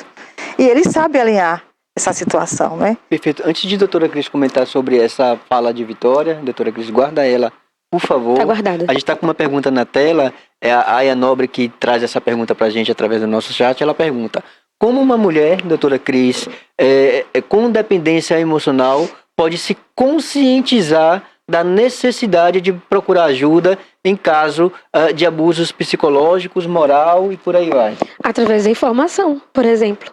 Se alguém que está assistindo esse programa vai entender que existem relacionamentos saudáveis e relacionamentos abusivos. que existe uma autovalorização e que se em algum momento você está sendo desrespeitada e o seu limite está sendo ultrapassado, você pode imaginar e já começar a pensar se você está numa relação interessante, saudável para você. E aí essa consciência, ela vem também através da psicoterapia, né? Não tem como a gente não falar sobre isso. Mas vem também sobre a psicoterapia, porque é um ambiente onde você vai se conhecer e analisar o seu contexto. E isso vai te trazendo uma consciência de quem você é, onde você está e o que você deseja. Que perpassa muito inteligentemente por uma fala que Vitória Santana trouxe pra gente, lá no início de nossa conversa, que a gente fala sobre rede de apoio. Sim. Essa rede de apoio, ela deve começar na família, né? Com os pais, né? Às vezes a mulher é casada, mas ela não está mais dentro daquele ambiente em que ela tem o pai e a mãe dela por perto. Mas ainda assim isso não significa que o pai e a mãe, se puderem, não precisam prestar atenção no que está acontecendo na vida daquela filha. Sim. Se ela está bem, se ela está feliz, se ela está tranquila. Sim. Quando ela sente, se ela porventura sentir alguma dificuldade de conversar com os pais, que ela converse com uma amiga. Sim. E que essa amiga tenha a presença de espírito de chegar para ela e aconselhar. Amiga, você não acha melhor você conversar com uma psicóloga? Né? Outra forma de se conscientizar antes de ir até um profissional é ouvindo as pessoas. Você falou aquela suma, né? Em caso de briga de marido e mulher, não se mete a colher. Nós, dentro dessa busca por autonomia, por independência, nós perdemos a capacidade de escutar, de ouvir, de receber feedbacks. E existe um limite para esse meu autoconhecimento. Eu preciso ouvir o outro. Eu preciso saber como eu impacto no outro. Ou o que é que o outro percebe a meu respeito. Então, uma das formas de trazer essa conscientização é ouvir pessoas que estão por perto. Pessoas próximas, com vínculos estabelecidos, né, com vínculos fortalecidos. E que você tenha certeza que não falará contigo simplesmente para meter o bedelho. Falará contigo ou sinalizará algo porque ama você ou respeita você. Então, acho que vale a pena a gente trazer aqui para nossa discussão a importância de escutar as pessoas por perto. Porque em relacionamentos abusivos, naturalmente, o agressor é a única pessoa em que a mulher se ampara e começa a ouvir e a escutar. Então, é preciso ter humildade para ouvir, né? Para considerar o que o outro está dizendo a nosso respeito. Porque essa soberba no ser humano, essa prepotência e essa arrogância faz com que ele não escute o outro e ache que está certo. Intimida, né? E a gente achando que está certo, quem vier estará errado. Então por que eu vou ouvir? Não vou, né? É uma perda de tempo. Então, essa habilidade de escutar, considerar e retomar essas relações, esses vínculos com as pessoas que antes eram queridas, mas que de alguma forma podem ter sido afastadas, é um bom caminho para a conscientização. Aí vem aquela questão, doutora Cris, que a gente conversa às vezes, que é preciso que haja união entre as mulheres. E sem ela, talvez fique um pouquinho mais difícil, né? Como é que você assimila essa questão da relação entre as mulheres? Às vezes elas se isolam, não existe dentro dessa rede de apoio. Quando a gente fala rede de apoio, gente, a gente tem algumas informações importantes para serem passadas sempre para os nossos telespectadores. Independente de quaisquer coisas, a gente precisa buscar ajudas. Hoje aqui a gente está conversando com a doutora Cris, que é psicóloga, tá?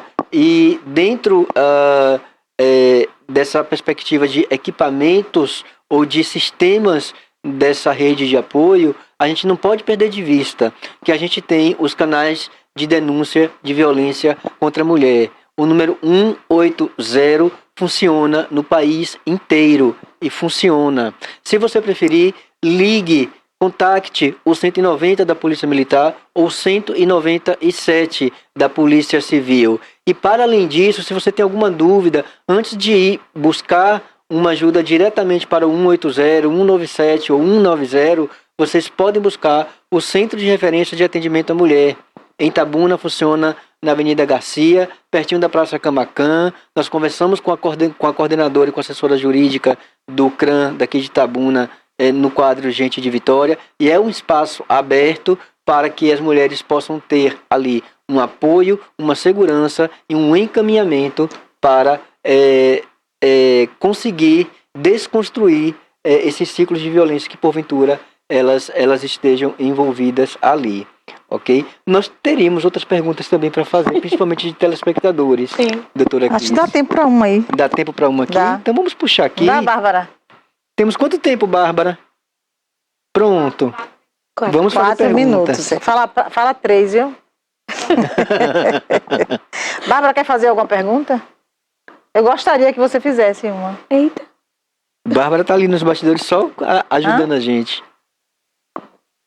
Ah, tá. Ok. Só um minutinho que meu celular deu um tilt aqui agora. Só um instante, gente. Peraí, A gente pode falar sobre o que você estava comentando anteriormente. por favor. Sobre a unidade entre as A mulheres, rede né? de apoio. A rede de apoio. Nós somos seres individuais, mas nós não precisamos ser individualistas. Nós vivemos em sociedade. Então a gente precisa se apoiar. Principalmente quando é em benefício para o nosso desenvolvimento, para o nosso crescimento, para a nossa saúde mental. Então é importante mantermos rede de apoio, bons relacionamentos. Relacionamentos de amizade, relacionamentos familiares, porque dentro da família mesmo, né, existem relacionamentos tóxicos. Mas a gente conseguir discernir, discriminar essas relações é importante para que a gente se apoie e se assegure com pessoas que estão ao nosso lado, nos respeitando e mantendo um afeto, né, bem estabelecido. Muito bom. Aí veio as perguntas. São Tá. 2 perguntas, na verdade, já vou juntar tudo em uma só, porque Ok. meio que E eu falam tenho da quanto mesma tempo? coisa. Um minuto. É a Verônica Soares, que está no centro da cidade, e Pedro Silva, ele não fala de onde ele é. Mas os dois perguntam mais ou menos a mesma coisa. Quais as consequências da violência contra a mulher na vida sexual dela, no social e no trabalho? Danos, sofrimento, adoecimento, de todas as ordens possíveis. Isso vai depender da resiliência da mulher, vai depender dos recursos que ela tem ou não tem, mas no geral, caos, sofrimento.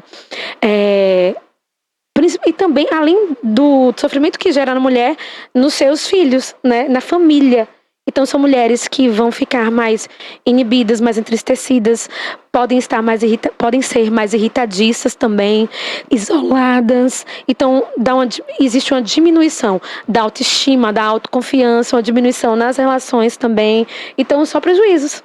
Muito bom. Aí vem a última pergunta. Eu teria mais, tá, gente? Mas eu vou fazer só essa última pergunta, porque ela fecha com chave de ouro essa entrevista com a doutora Cris, que é a seguinte. Ela vem da Aline Midledge, que diz, ela também não diz de onde ela é. Ela pergunta: como a psicologia pode contribuir ou apoiar as mulheres no processo de rompimento de relacionamentos violentos, doutora Cris? Sim, a gente pode contribuir nesse desligamento de uma forma menos danosa possível.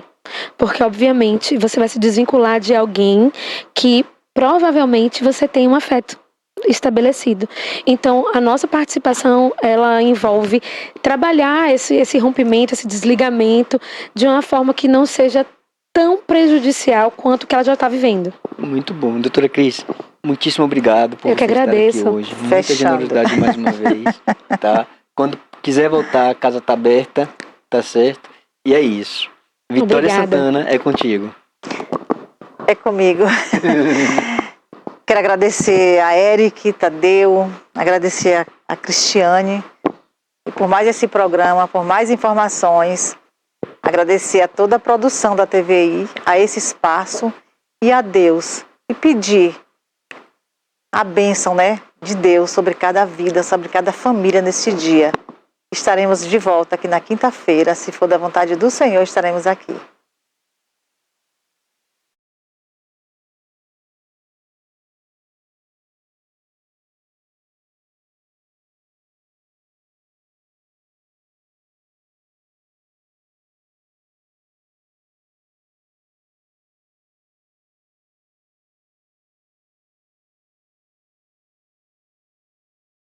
O TVI News já está chegando ao final, né? Quero agradecer a sua audiência e dizer que amanhã tem mais a partir das 10 horas. Um encontro com você aqui ao vivo. Lembrando que você pode participar com a gente pelo YouTube. Você que vai acompanhar o programa ao vivo, tem o Alerta Cidade com o Denilton Santos, é o próximo programa. E você que vai assistir aí a programação gravada, né? Temos uma grade infinita de atrações para você acompanhar com a sua família. Muito obrigado e até amanhã. Com fé em Deus.